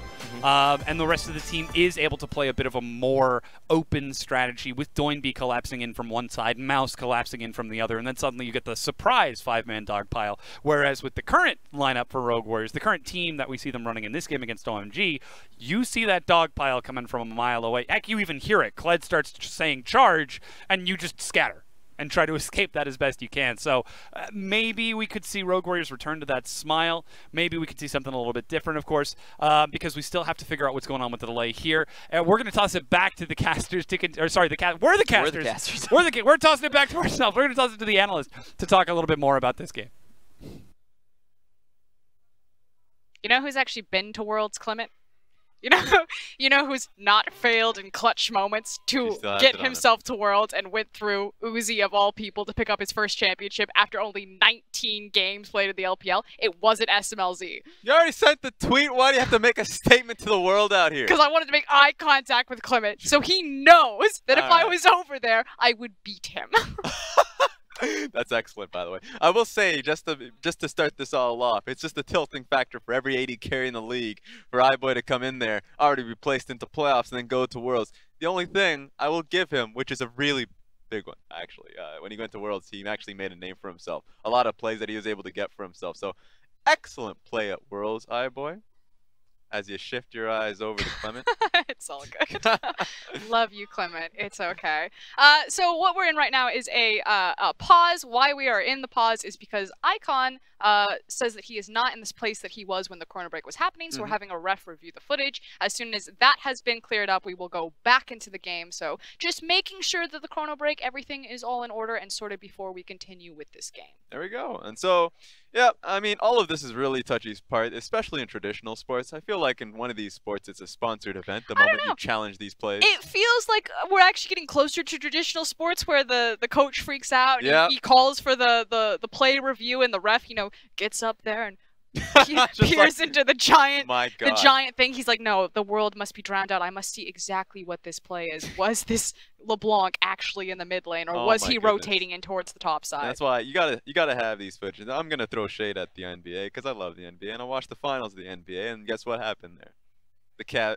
Or at least the Cavs were just getting a lot of bad. I've seen a couple of memes about what happened in the NBA. The refs were bad. This is actually the worst thing about basketball. Like, don't get me wrong. Basketball as a sport seems very interesting to me. I'm not a basketball fan myself. But as a non-basketball fan who doesn't care about basketball, the rest of the world will not let me not care about basketball. I open up my Twitter feed. I'm like, oh, I guess something's happening in the NBA because every single goddamn tweet is all about the NBA. The amount of times that I've had to look at LeBron and be like, oh my goodness. Well, that was overdone for a lot of people. They should have stopped on day 2, but it kept happening. So yeah, the other bad meme is the Infinity War one. Yeah, that's also I haven't even seen that movie, and I don't even want to see it because of that meme. No, watch the movie, but just watch other movies. Watch the rest of the Marvel movies before you get into that one. That's the only thing I have. I'll put those Oscar winners right on the top of the list right now. I'm a bit of a movie snob. I'm pretty bad with movies. Yeah, you are. Pop culture in general. pretty bad with it. Maybe that's going to be my homework. Our producer's pinging like, please talk about the game. So we're about, what, 12 minutes into the game right now because of the chrono break. Basically what's happened is we had a lot of bot lane ganks. We have a Kled in the mid lane, and we were having this discussion about composition. You look at the Kled, you look at who it's surrounded by. Yes, it's a Kled mid lane, but he's got a Mundo, he's got a Skarner, and he's got a Fiddlesticks. All these champions who innately don't necessarily have, I guess Skarner does have, you know, hard CC, but need some sort of assistance in gap closing to allow their hard CC, so Kled makes sense. Charges in, everyone just like steamrolls behind him. And so vision control for this team is so much more important because unless if it's just Skarner looking for flash ultis, for them they really need Fiddlesticks to be in fog of war to be able to get a lot of the plays coming through, because the best thing about ulti is it's essentially a flash, it's a blink ability so you can get your Q across. You want to max your Q, you want to get the longest sphere possible. So a lot of those plays are incredible if you visualize the Kled charging in, Fiddlesticks getting the fear, and Lucian just charging in as well if they don't see you. So there's a lot of battles happening through mid lane and bottom lane just so they can actually get these teams ahead. I know we're looking at the level 1 happening here. We're looking at all of the kills, so we're going to catch you up right quick on what happened this game. And the very first thing was a first blood that came out, and I believe only one flash, Skarner's flash, was expended there, as well as the ignite from Fiddlesticks. But otherwise, Rogue Warriors didn't use virtually any of their resources to acquire first blood from Mundo. That's why this is why the pause is really important, because Rogue Warriors got themselves in a really positive position before this point. And it's great that it was answered back 5-5 in Chelly, so they weren't in such a poor position in laning phase. But even after this play, Rogue Warriors were able to contest that back in the 2v2. So this game is really still up in the air. This was the 2v2 that I'm referring to, that Fiddlesticks was able to channel a full ulti. So it's great. A lot of the plays are happening bottom lane, and it's great to see that Icon and Mountain were able to answer back in the kill. So, I mean, we're going to see more action bottom lane. One of these plays are going to have to come to a head. I mean, the scary thing, though, is that while all of this action or the resources are on the bot lane, because Mouse did get that first blood, he's already got a completed Sunflower Cape by 12 minutes into the game, and he's effectively went from being Mundo to being Singed. Before the chrono break came in, he was proxy farming behind the tower, using his W as well as the Sunfire, and just eating up all of this experience. So there is going to be a breaking point, or at least a very obnoxious pressure point on the map if OMG are going to continue to try to deal with the bot lane while Mundo is just running amok topside. Yeah, and you know what? I'm going to come out and say that I think LeBlanc is in a tough position. Even though she's the Fed member of the enemy team for OMG, what is she going to be doing in these team fights? She's going to be looking towards Kled. Not killing Mundo. Exactly. She's not going to be looking towards killing Mundo or Kled, because that's really tough. LeBlanc into the Kled and laning phase is fine because you're not looking at an all-in situation, but it's very difficult to find yourself getting in towards Kled and getting the damage across, especially since once he's on the... What's that? Skarl. There we go. I was going to say the mid lane. What is the horse name? Anyways. But yeah, once he's on Skarl, you actually get negative damage across once you lose Skarl. At least, so you're loving the horse thing, aren't you? I don't know why. Rusty has the wallpaper of Skarl with the giant googly eyes. That is a good wallpaper. I'm imagining someone looking at that photo and be like, that's a horse. It's basically a horse. I don't know what else to say. It's a lizard horse. What do we got here? I don't know why I find that so funny. It is a good image. It's good mental imagery. You must see this wallpaper. Skarl just has giant eyes. Now, Rusty, if you're listening, you're going to have to put it on social media. It's definitely on social media already. So, that being said, yeah. Kled and Mundo are going to make it hell for LeBlanc. So LeBlanc, as the game goes on, as she's dying, I'm going to talk to you, ladies and gentlemen. As the game continues forward, LeBlanc is essentially going to have to go in side lane. So I think OMG, if they can get it going properly in the mid game, they should split the map up. They should never be in a team fight situation. I actually started to cry. You were crying. You were crying. I got your back. Oh, boy. Okay. So, win conditions, Icon, unable to have kill pressure on anyone. He can still be obnoxious out into a side lane. But is that actually a viable strategy with side lane LeBlanc in 8-11? Because you would say with an Aatrox with a Singed, absolutely. There's a tear coming on her face. But I think it's a good point for her to be on side lane, especially she can actually just go the Lich Bane later on. It's not a build for her right now. She can just go straight AP. But Lich Bane later on in the game is a possibility. And remember, she's staring down pretty squishy support as well, so Fiddlesticks is not going to be having a good time. That's the one goal, just kill Kahlua repeatedly until she has kill pressure on everyone. That's the problem if you're a Fiddlesticks. If you're a Fiddlesticks, great. You're great in lane. You're fantastic. Maybe your silences would be great. Also, the Q going across. You're beautiful in team fights. You don't have any HP. You have no damage. You're just going to die. I mean, a big concern, though, is that even if... I mean, Fiddlesticks is not here for the ult. Like, if I look at this composition, I'm saying to my Fiddlesticks player, it doesn't matter if you're ult. Your only job is to make sure that bird just bounces across everyone. If you get the ult, that's just the cherry on top. Because ultimately, you've got a Skarner, a Mundo, a Kled with an AD carry who's piloted by SMLZ, you know, one of the hyper carry ADCs of our region. So you've got like these 3 giant bruisers, and then you got Lucian dancing everywhere, just like, how are you ever going to fight front to back? All Fiddles has to do is just throw birds in there, just silence everyone on the enemy team. Yeah, and fear you too. So that's going to be a tough one for the enemy team. So that's what I'm looking at. I love the composition that we see. It just means that they cannot, like, I'm looking at the side of the Kled composition. They fall behind, all of it goes to the wayside. There's a reason why Kled mid was just not successful. It was good for the laning phase at the time, but the problem with it in team fights was that your front to back was always difficult. This time around you have a Mundo, so that's no longer an issue. But you really are a linear champion.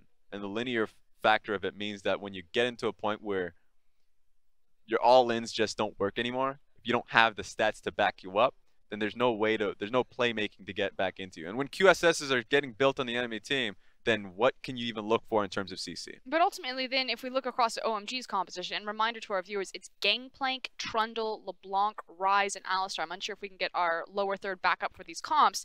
But when we initially saw the Ryze come out in Champion Select, you and I both turned to each other and we laughed and we said, it's Ryze, Trundle. They're just going to hard camp the mid lane, use the Trundle Pillar, Ryze Snare as kind of the classic combo and have a lot of kill pressure there, and then pulled out the last pick, LeBlanc, an Icon special.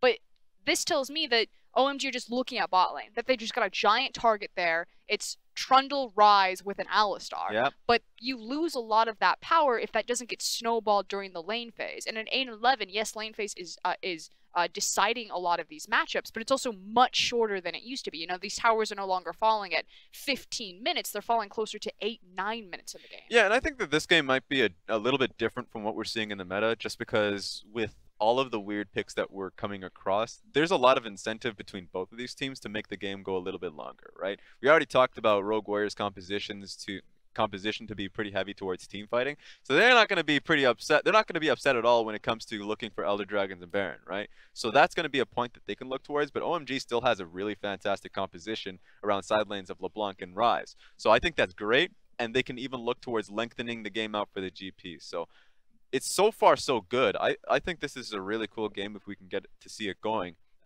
in that both teams have incentive to take it a little longer. I do want to remind everyone, again, we are in a technical pause. We're just clearing some things up with the refs to make sure that the chrono break has gone through. That said, if the pauses continue to happen and the Xi'an Team WE versus TOP game starts, we will go and broadcast that game. Again, it's going to be starting at 7 p.m. China time for the local audience. And if you haven't seen the Xi'an Stadium, which we haven't shown it on broadcast yet, it's sick. It's pretty damn good. I was just literally talking to the audio guy here for quite some time, and I was just like, I haven't seen it. You know, I'm fine being surprised, but he was like, you got to take a look at this picture.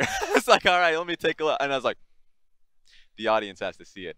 The world has to see it. So if we even get some images from the opening ceremony, then beautiful. Yeah, Team WE had their opening ceremony. There was a lot of images that were going around Weibo, social media, things like that. It will be Team WE's inaugural game in the summer split as well as their home stadium. And I do have some questions about, you know, when we saw OMG pick up and move to Chengdu, they were one of the only teams to do that mid-split. Our other teams, when they moved into their away arenas, did it before the split. And it almost seemed like OMG's results were impacted because they were in the middle of this move. Again, this is subjective, you know, haven't discussed with the team and be like, did this affect your scrim culture or anything like that? But it seemed that once OMG were settled in Chengdu, where they had been there for a little bit, they started to climb back up the standings, whereas in the very beginning of the split, they really suffered. Do you think we might see the same thing with Team WE or even RNG as they're moving into their stadiums in Beijing and Xi'an? I think for those teams, it's a little better because they did it at the very beginning of the split, right? And there are no changes. I think WE is a little difficult because they do have roster changes coming through. And I think it's an accumulation of all those changes happening at the same time. With OMG,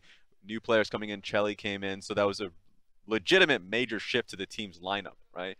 And then on top of that, of course, you talk about them going to new lands, new game house, right? A lot of that means that they have to be. And moved out of the spaceship. Yep. So all of this happening very much in mid-split is pretty damn big. I think for WE, it might shift them a little bit more because they have the roster changes that's been happening as well. So also coaching staff changes. I believe they picked up the CJ Inches coaching staff team. So these are changes that come through for the team that they have to be comfortable with at first. And it's good that they're doing it at the beginning of the split so they can iron all of that right out. So I think that it's happening at a better time than what happened to OMG. But the concern is that you would almost hope that this would have happened in spring versus summer. Obviously, you're working on like a much different scale in terms of like construction, signing, getting everything, all the logistics set out for, you know, building of an arena versus just changing out your coaching staff. But Team WE as an organization, the international fans, the domestic fans, they expect this team to be a contender for Worlds. And so there's not a lot of wiggle room in terms of false starts. Yeah, and this is the start we've been looking for with this team. Remember, WE's expectations last year was just go to Worlds, you guys are the best team in the LPL. That's your expectation. Spring Split was completely different because they lose Condi. Suddenly the team is leaderless in the jungle position, and then so they have to build up 2 new players on the team. Xie's playing like a god despite that. And that's the thing, because they wouldn't have made playoffs if they didn't have Xie playing like a boss. And now not only are we seeing a Xie at that level, but we're also going to be seeing Condi back. And so I think the combination of the two, we might see a stronger WE. That is legitimately, and they were already the best team then too. So if we're talking about a team that made it to Worlds last time around, who are our 4 teams going to the Worlds? I know this is a long ways away, but that's already got me, you know, triggering me, Raz. Yeah. No, because I just can't go to sleep tonight. I was in alignment. I thought that when Team WE went to Worlds, that they were definitively the best LPL team, that they had a little bit of a sync right before going into Worlds. But from an international viewer perspective, who only got the viewing experience of RNG, WE, and Edward Gaming in the context of just that one tournament, all of those viewers, like, RNG are definitively the best Chinese team. They've always been the best Chinese team. What are you talking about? Well, to be fair to them, they both went to semifinals. Did you say to be fair? To be fair to just, like, WE, RNG, they literally both... To be fair to the team. Yeah, exactly. Like, Raz, don't be fair to them. They don't watch the LPL. I was just saying that they both went to the semifinals, so they technically just both got off at the same stop. So, like, both of those teams, it's nice to see them kind of having the switch off, go to Worlds, perform just as well as each other, and WE got taken down by the eventual champion, so you can have that argument remind me what teams only took games off of the world champion. I can't quite remember what region those teams came from. Okay, now we're going into full assault mode. It did happen, you know, and RNG did teach him a few things in the group stage, but that's going way far back. And I think that for me going into this split, because we have 4 teams that we're immediately looking towards when it comes to World's position. It's EDG immediately, the expectation's always there. Invictus Gaming, because the last split was boss. And then you have RNG, literal MSI World Champions. The definition, boss. Boss. That's the scale. There's like triple S. There's bad, good, and boss. And then this the 4th team, which is WE. And even though it feels like people are already signing them off because of how poor Spring Split was, you know, this is the same team now. Sure, they've added Imp, which is that's a positive. Is that a boss? Boss with 4 S's. Okay. We're just gonna keep going, and we're gonna be sounding like snakes. But yeah, basically this is a world squad. So when we're going down through the split, we're talking about LPL being the most competitive league in the world. This is the reason for it, because there's going to be one team left behind at the stop, and one of them is going to be incredibly salty. I was going to play my favorite game, which is Controversial Statements, and I was going to ask, is the LPL actually the most competitive split in the world? But that said, I see that the game has started live, so you get out free. We're going to throw it over to the casters.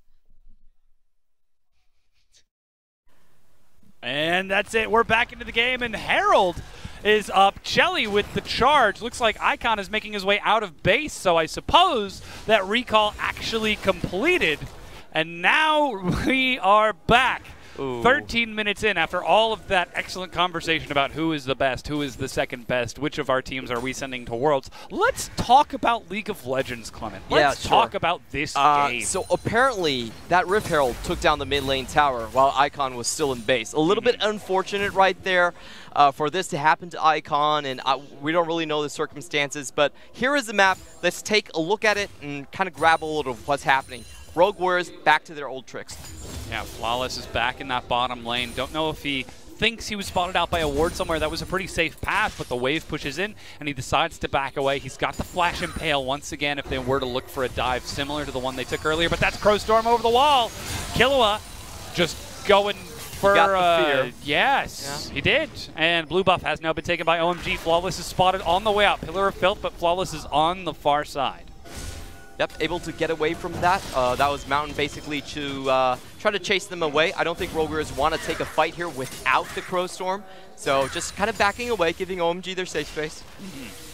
Plus Mouse is missing on the map right now. He's doing the Wolf Camp, so could be feigning towards that bottom side. OMG, like you said, playing it safe, and Rogue Warriors trying to press that safe space. But to come back to what we were talking about earlier, it's 3 kills to 4, 24,000 gold for both teams. Huge priority on this bottom half of the map. We've seen Flawless roaming down there. We've seen Doinby look for a dive. Even Icon and Mountain continually stepping into the river to look for Scuttle Crab control, and even trying to get some wards into Rogue Warriors jungle.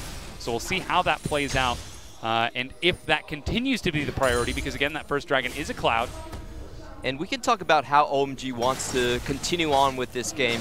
I think the best style for them is actually to go into the enemy jungle and try to play with the Gangplank ultimate while Mundo's teleport is down. They have a really strong damage burst outside of a bush coming out from Icon, already sitting on a 2-0-0 with that magic pen set up already. So what they do want the chain of events to kind of go like is basically Trundle tries to push one of these lanes in, move into the jungle. Oh, that's the charge. Going to be knocked off his Scarl, plus the pillar, but a teleport behind started and canceled by Mouse. This is great for OMG because they can now go into the strategy I was just talking about. As long as Mundo does not have his teleport, they will always deal more damage on the bottom side of the map because of Xion's Cannon Barrage. So I do expect them to move into the enemy jungle and try to contest those buffs. Already you can see they were pushing up for the wards. Flawless and Killua just constantly fighting over control over that jungle. But this is exactly what you were talking about. Mountain tags up with 5. Here comes the invade from Icon as well, and Flawless is forced to sit back by that buff. And all of the lane control that SMLZ and Killua were supposed to have is suddenly given up with so many members of OMG missing. Yeah, this is a great type of composition to make picks inside the enemy jungle. You have strong CC from Chelly and Alistar, and you also have the burst damage coming out from an assassin like Icon. This is how you want to play the setup. Like the analyst was talking about, sure, they do have some chances into the late games in terms of putting the LeBlanc on a side lane, but I don't think that's the optimal strategy for them. They want to finish things much earlier. There's the engage. Flawless is waiting for it, and the Cannon Barrage. A flash, but 5 might have gone a bit too far. Zanya's, but there's no chance. Killua goes down to Chelly from that stopwatch as they are set to trade supports. Doinby was the one who teleported in, but Icon just walks down and roams. Doinby gets popped off the Scarl and dies as it's an aggressive dive as Xiong teleports in. They're chasing SMLZ down as Xiong kills his former teammate, and they're setting up for the dive. Flawless pinned against the wall, nowhere to go. The poor Scorpion trying to look for something, but doesn't stand a chance. 4 members of OMG find themselves 4 kills. Yeah, I think Rogue Warriors really overstepped there. Mouse does not have the teleport. You don't want the entire team converging onto the bot lane. They were prepared to go all in there, but that was a weird move because there was no reason their top lane was going to come there. And the great thing about Gangplank is you can kind of equalize without using your teleport. And in this case, he even went down to pick up more kills. So kind of a big blunder by Rogue Warriors. They really need to play on a more defensive stance. Here's that play once again. It all starts with the bait from Rogue Warriors, but the defensive stance does not work out for them as 5 forces the fight.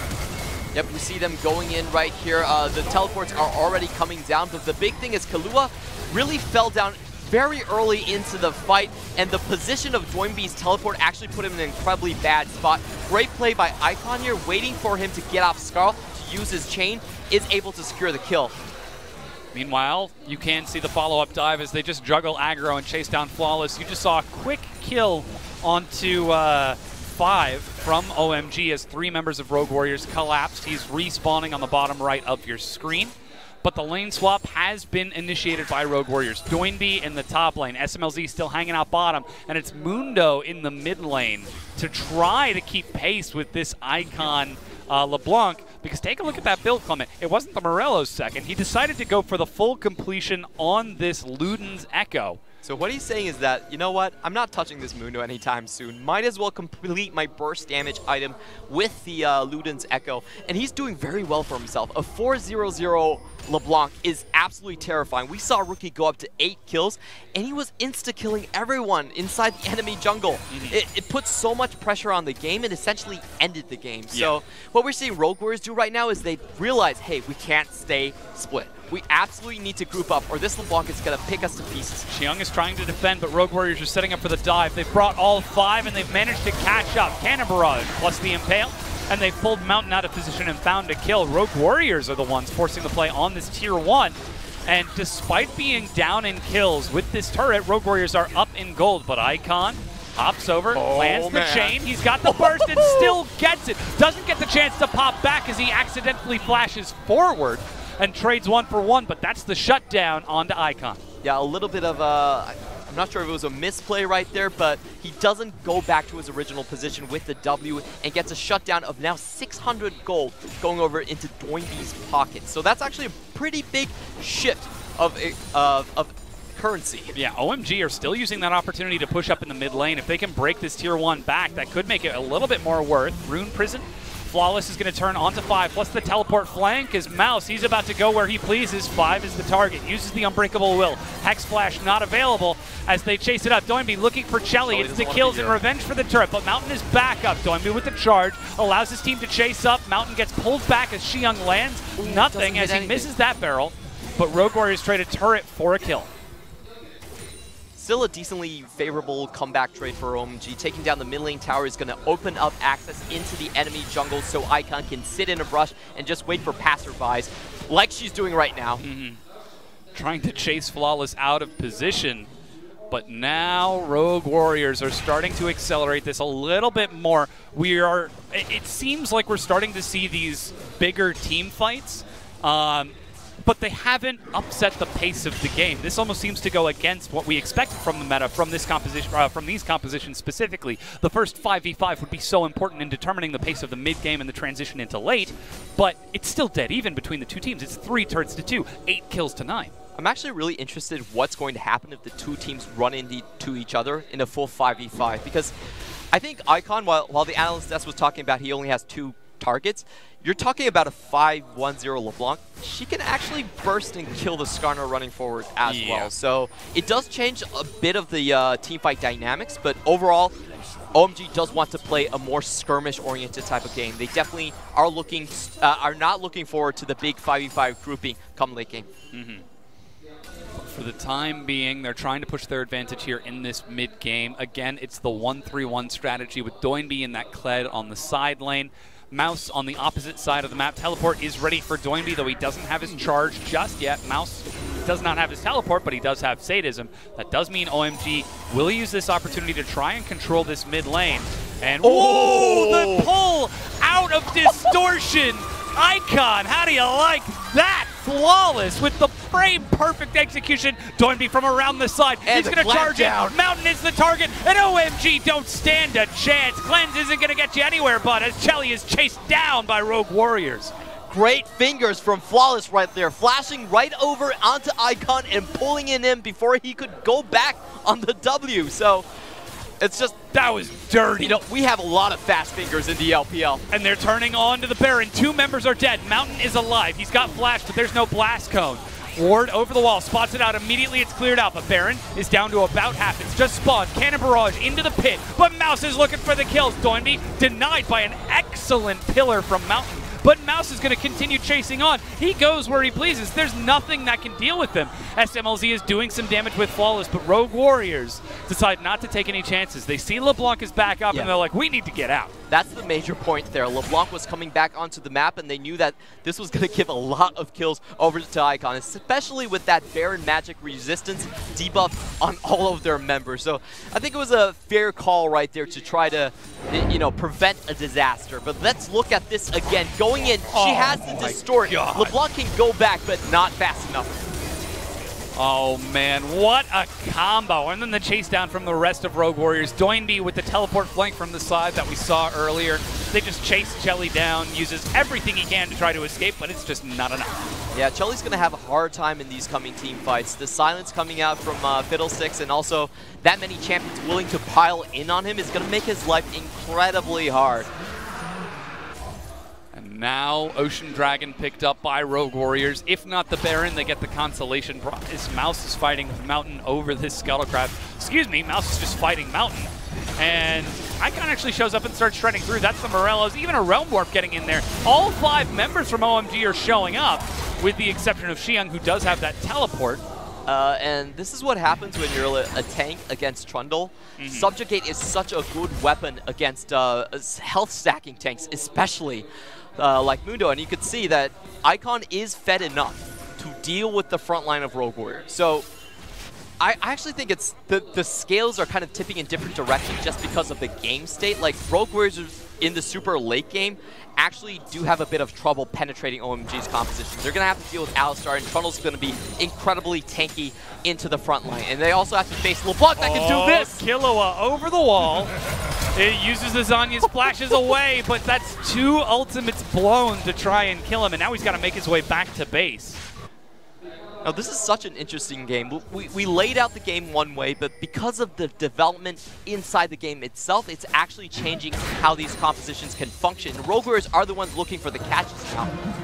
Doinby, flash from Icon to respect that. Didn't have a lot of mana, so probably didn't want to take any chances looking for any sort of outplays there, but easy usage of the Summoner spell and just constant skirmishing around the map. We've been talking about what would happen if we see the 5 stack from either team, the full-on 5v5. Clement, 25 minutes in, and we haven't seen that. It's all about picks. It's all about rotation. Who is catching whom out of position? Yeah, neither side is really confident enough to go for it. I would say it would be more on Rogue Warriors' side to go because they had the all-in comp.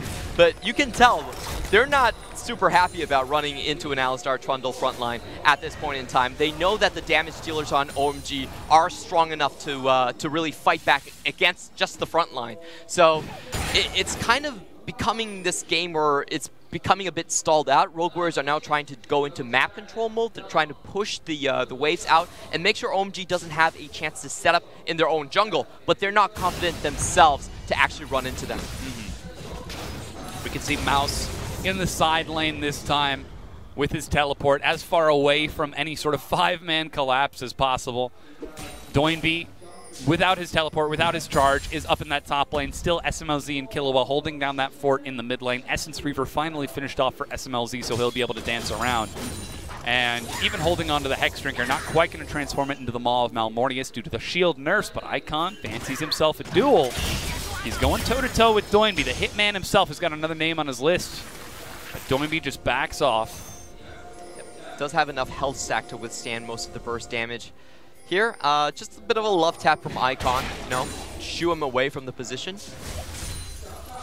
Try and contest this 1-3-1 out of Rogue Warriors, but take a look at where Rogue Warriors are on the map. They've brought Mouse up with them. Andy's still holding on to teleport. So they're trying to set up some vision around the Baron. There goes the charge, and look who the target is. Once again, forcing Icon away as Doinby takes the long route around to control that side wave. Still, Rogue Warriors hunting for these picks, constantly moving around and trying to find them. I was pretty optimistic, I would say. Judging by the distance he actually charged, I think the enemy would have heard the sound signals. Yeah, that's really I think really what we saw there, Icon just heard it and decided to back away all the way to the turret. Yeah, I'm not sure why he tried it on LeBlanc. Like, I could understand if you're going for a game flank like that, but I don't see that ever working against Icon, to be honest. I mean, he got a flash out of him last time. Maybe he thought he could look for the kill. Incredibly Titanic optimistic. plus Black Cleaver. He was basically waiting for Icon to use Distort to wave look clear. at where Doinby is.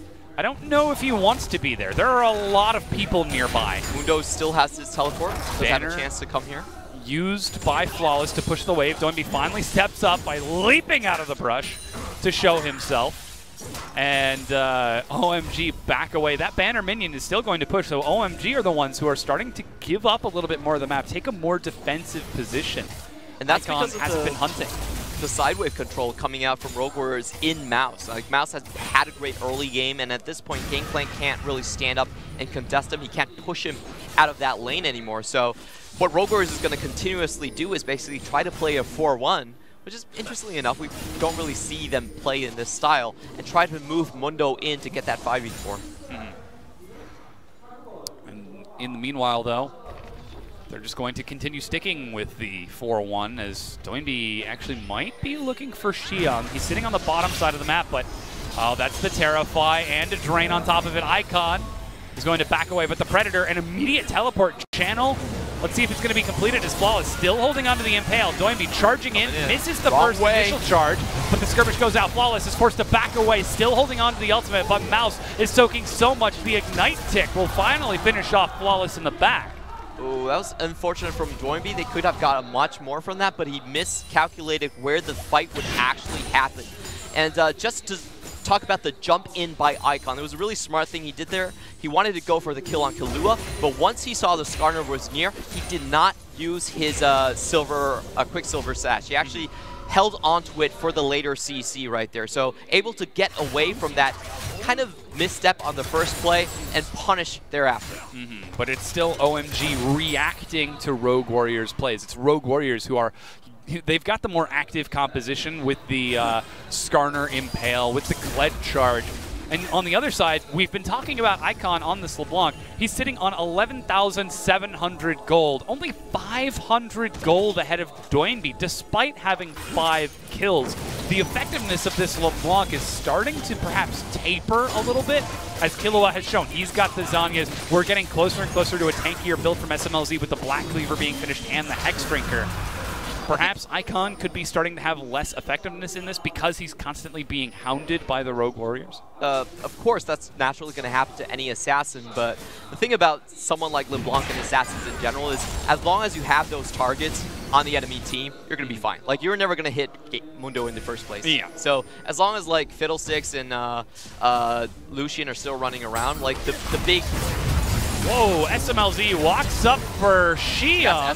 For you. Yeah, just happily diving under the tier 2. Cannon Barrage clears out the wave as Mouse tanks the rest of it, and Rogue Warriors will escort him to safety. Meanwhile, Icon finishing off the top tier 1 against Doinby, who's still very tanky. Essence Flare is incredibly good on Lucian, but let's talk about this 1v1 fight here. Let's get the double. The charge. The Bear Trap on a rope. He's going to tag Icon back, plus the Ignite pulling away, and that's just teleports as everyone is joining in. SMLZ, Shelly's out of position, teleport completed. A Xiang joins in, but Doinby will not be stopped. He drops off his Scarl, doesn't have the courage, and is ticking down, dies, but they trade 1-for-1 as they trade onto Shelly. Flawless, looking for Xiang, but 5 is distracting as best he can. Over the wall, the Crow Storm, and he's going to catch up. That's the double kill for SMLZ as OMG put up way too much more than they can chew. They lose 4 members in front of the Baron. Uncoordinated teleports coming in from OMG. They sent Shelly down first. That's the marksman straight into the fray, into a bunch of cruisers. And Doinby is able to survive so long in that fight. The initial trade was incredibly good. He got the double joust onto Icon, so able to get most of his damage down on a melee versus ranged matchup and to turn the fight from there. Once Mundo actually entered the fight, it was over. Oh, that's the culling and the cannon barrage. SMLZ actually just dashed away, lands an auto attack. He wanted that kill. He wanted that duel. The sniper lines up a shot, but he doesn't get it. Baron picked up by Rogue Warriors 32 minutes in. It might not have been the full 5-on-5 we were expecting, but I think Rogue Warriors will take this piecemeal any day. Yep, to just start the fight off, notice that the Doinby joust did hit onto Icon, so he's able to double dash onto his position, get most of his damage out. And this is just a bad teleport position from Shelly. He's being stuck here between Flawless and SMLZ. Basically does no damage before he goes down. So that was just like 1 free member down from the Rogue Warriors site. And you can see Mundo moving up from the flank, Kahlua as well over the wall. And this was just, this should have been a pure disengaged situation. I think Mountain could have played that a little bit better by cutting the Mundo off that was falling behind him rather than just like falling on the same path. But, you know, the start of the fight really decided what happened there. Yeah, and that's Rogue Warriors finding a lot of kills. They used the Baron to push through the tier 2 in the mid lane. 5 is on the side. He's got flash and a lot of crowd control. Icon lands the first hit onto Flawless. Meanwhile, Doinby's in the bottom lane. He's got teleport and level 3 charge, so he can group up rather quickly. Plus, Mouse is massive. He's got 4 items and a chain vest, and Killua... What was that? I think he missed the wall. Killua, what the heck? All right, whatever. Maybe he was looking for that 5. Is actually there behind it. There's the cannon barrage, and now they've found Killua. He flashes, plus the Zhonya's to sell it out. Doinby joins the fight, though. Mountain is going low. He's trying to back out of this one. Finally, Killua and SMLZ has died, but Icon is still trying to clean this up as Mouse backs away. Doinby trying to retreat, but the Realm Warp cuts him off, even escorting the minions in for the kill. As Rogue Warriors making a huge mistake. Great positioning from 5, cutting off the entire backline right there. And of course, Xiang with the cannon barrage makes sure that they all stay in place. And I just think Rogue Warriors probably got a little bit too confident. They were willing to back off without the Crow Storm, and they probably just thought that OMG wouldn't notice. Yeah. Maybe a little bit of a mistake, but now this is OMG pushing up to the tier 2. You can see Skarner now pushing the bottom tier 2 on the opposite side to try and get some sort of consolation. 34 minutes in, OMG are still in this. You can see the problem with this type of team fight is that, okay, so let's watch this again. Does Icon actually, oh, so they try to catch Icon out, and Icon apparently, doesn't look like he sees it from here, but probably has heard the sound effect. I mean, there was the ward right there that we just saw. Killua tried to hop over the wall from outside of vision and gets punished for it. Yep, SMLZ dealing most of his damage onto the front line. Let's see how he is taken down. Gets hit by the Trundle Killer straight into a I believe that was a explosive barrel from the gameplay. Takes out his HP immediately. There's just nothing they can cleans it up. But still, though, Rogue Warriors are able to respond off the back of it and get the top tier 2. And with this, they're going to continue pushing. A huge barrel does a good amount of damage, but with this Baron cannon minion plus the banner, pushing up to this inhibitor, they might be looking for some chip damage. They chunk the turret down to about half. But Rogue Warriors have already given up on this push, and they make their way back to safety. There's nothing they can really do. They don't have the siege potential that other teams provide them, and Lucian is never going to be standing in front and hitting the tower. So they're basically just pushing waves and trying to scale up on the resources inside of OMG's jungle. That said, OMG are now reaching the late game. They've got themselves 65,000 gold. They're actually up against Rogue Warriors despite being down 1 turret. And now, that late game that we were so scared of is about to become a reality. Mouse is trying to run as fast as he can. But Sadism, look at the health, 200 health per tick, 300 nearly, but they're trying to force the fight. Plus Crow Storm, they're going to burn through 5's health. Plus Culling on the side, gets OMG, Icon away. They do get the knockup, but it's not enough. SMLZ is kiting it around, and this is still the constant chase down. SMLZ He's going from the side, he cleanses Icon. It's not going to get the kill on his former teammate. Icon's the one who gets it himself. Mountain follows through, Shelly dives and finally locks it down, but that's 4 members of OMG dead. That's 3 members left for our Rogue Warriors. They're going to go for the top lane inhibitor here. It's a good thing that Icon did manage to kind of snipe out SMLZ at the very end, not allow him to have that pushing power to potentially end the game. Now it's just Doinby and Mouse pushing up to this inhibitor turret. They should be able to break it down as there are now pings onto the Elder Dragon from the back of this. Still massive death timers from OMG. As Xiang is just going to try and defend and keep his team in the game by defending the tier 2. But like you said, this is a massive setup from OMG that they were able to get the kill onto SMLZ, who was just dancing around this fight like a figure skater. Yep, they spent most of their CC abilities onto Mouse first, and the rest of the team was able to follow up before those cooldowns even came up, just because of Doinby coming into the fight. Killua actually was not a, 5 was not a very good target to start this fight on, and he actually had very good CC in the start. But I think SMLZ's positioning coming into the fight was too good. He was very far back behind the front line. Yeah.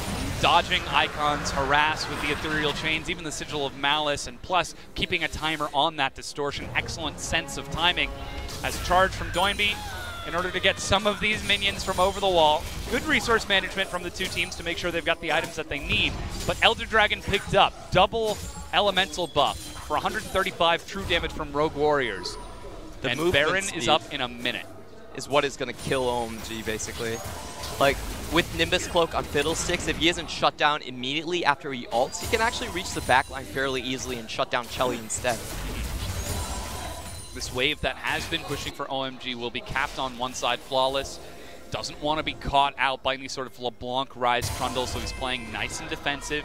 Here comes a very important buy. This could be the Mercurial Scimitar to finally get full build on SMLZ, as he is massive. 8, 6, and 6. Yeah, the Mercurial Scimitar is finished. And Baron's up in 30 seconds. We might not have gotten the big 5v5 we wanted to see early on, but I feel like it's coming now. Yep. It's not so much pick-oriented at this point. It's all about just trying to smash your team into the enemy team and run over them for Rogue Warriors. Rogue Warriors is getting confident now. Their front line has scaled past the point that LeBlanc's items actually matter anymore. Actually don't really matter anymore. So they're willing to contest more. They know if they keep themselves in formation, OMG have very little chance of actually winning the fight. What OMG needs to do is they need to get an explosive barrel straight onto Lucian, or else there's very little chance. Baron is being started out by Rogue Warriors. Kilo is on the side along with Doimbi. 5 walks forward with Xiang to check out the pick. But the target is that Alistar. He uses the Unbreakable Will. Doimbi pulls him back in with the Bear Trap. Plus the Cannon Barrage used very early from Xiang, but that's the charge. They're chasing onto Mountain. He's got QSS to try and reset his Icon, looking for SMLZ and Kilo on the side, but flawless! Turns and finds the kill onto 5. Icon, 1v3. Can you outplay this, or will you flash into the wall? He goes down while the remaining members of OMG run for the hills to try and escape. There's no crowd control that can prevent that as Chelly makes his way back to the Nexus, but Rogue Warriors 5 versus 2 are going to push onto the Nexus. Mouse doesn't even need minions at this point. Oh, he's asking them to surrender. Oh, the disrespect from SMLZ on his former team. This is the revenge tour. It absolutely is. They chase onto Chelly, they chase onto Xiang, and they get that final reward kill as they turn onto the Nexus, and Rogue Warriors with the Bully Bruiser composition, the dog pile itself, take game number 1.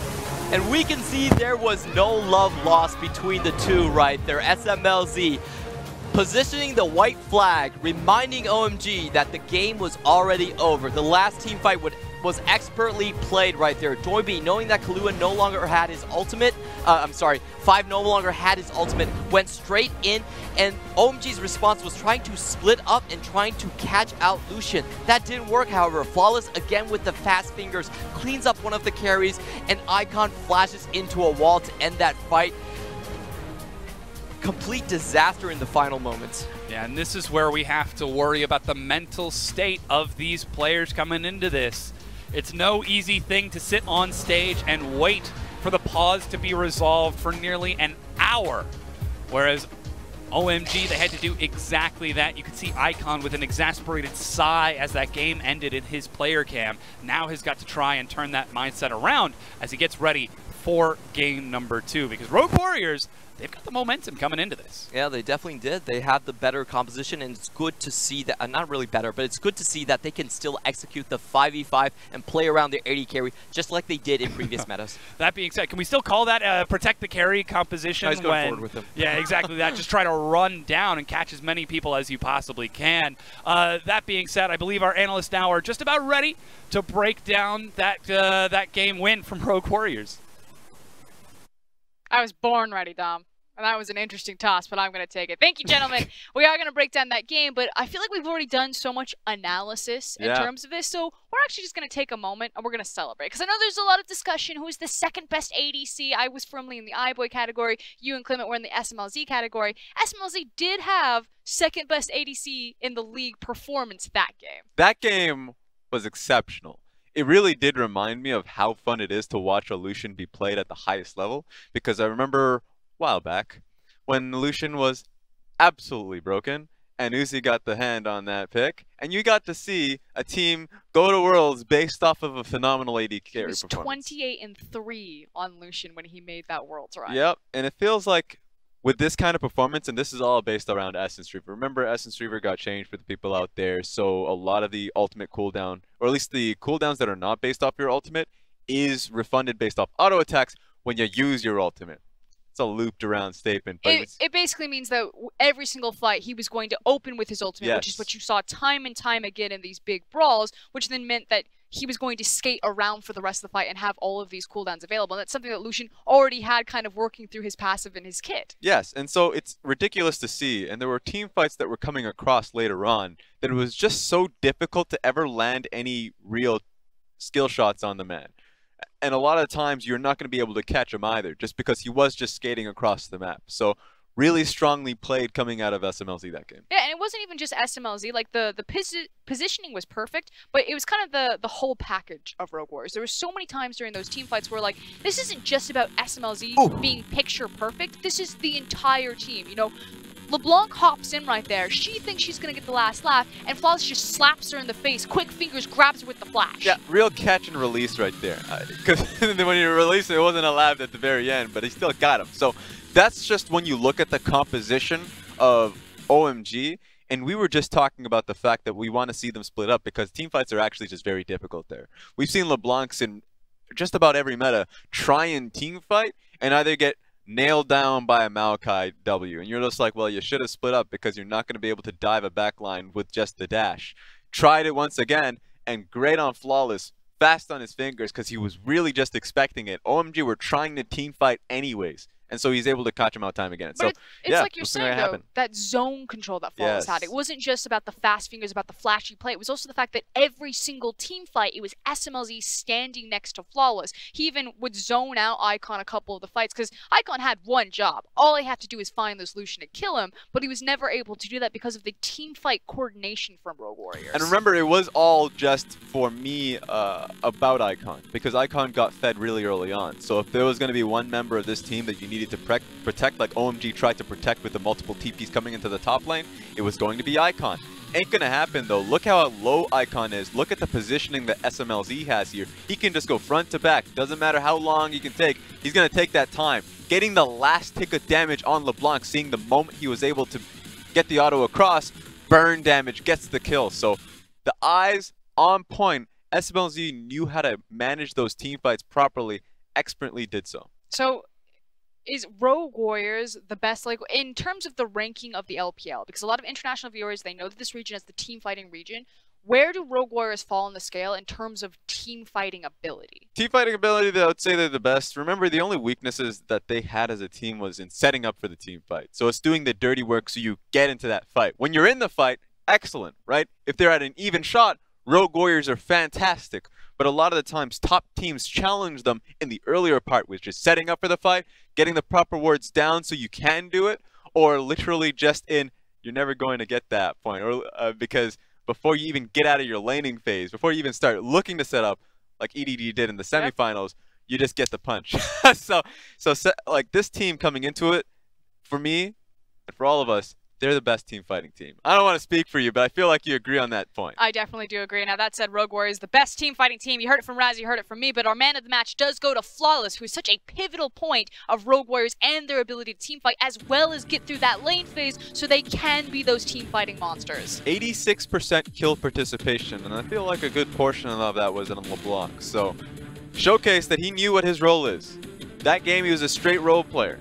That he didn't need to use his ultimate to start a team fight. He just needed to use his ultimate to stop OMG for even getting to their key points. And reminder, it was SMLZ that was skating around all these team fights. So for Flawless to take man of the match when SMLZ had a performance like that, just speaks to how well Flawless was playing. Yeah, he was playing incredibly well. Really early on too, when there was a problem in the bottom lane. I'll call it a problem, just because it was getting challenged time and again. SMLZ did fall behind earlier on because of the 2v2. He came down bottom lane and made it a 3v3, made it a 4v4. So Flawless always had his eyes on the right spots. Giving his lanes the proper attention. That said, we are in the Revenge Tour, and there is an encore if Rogue Warriors want to clean this one 2-0, but we'll see you on the other side of the break.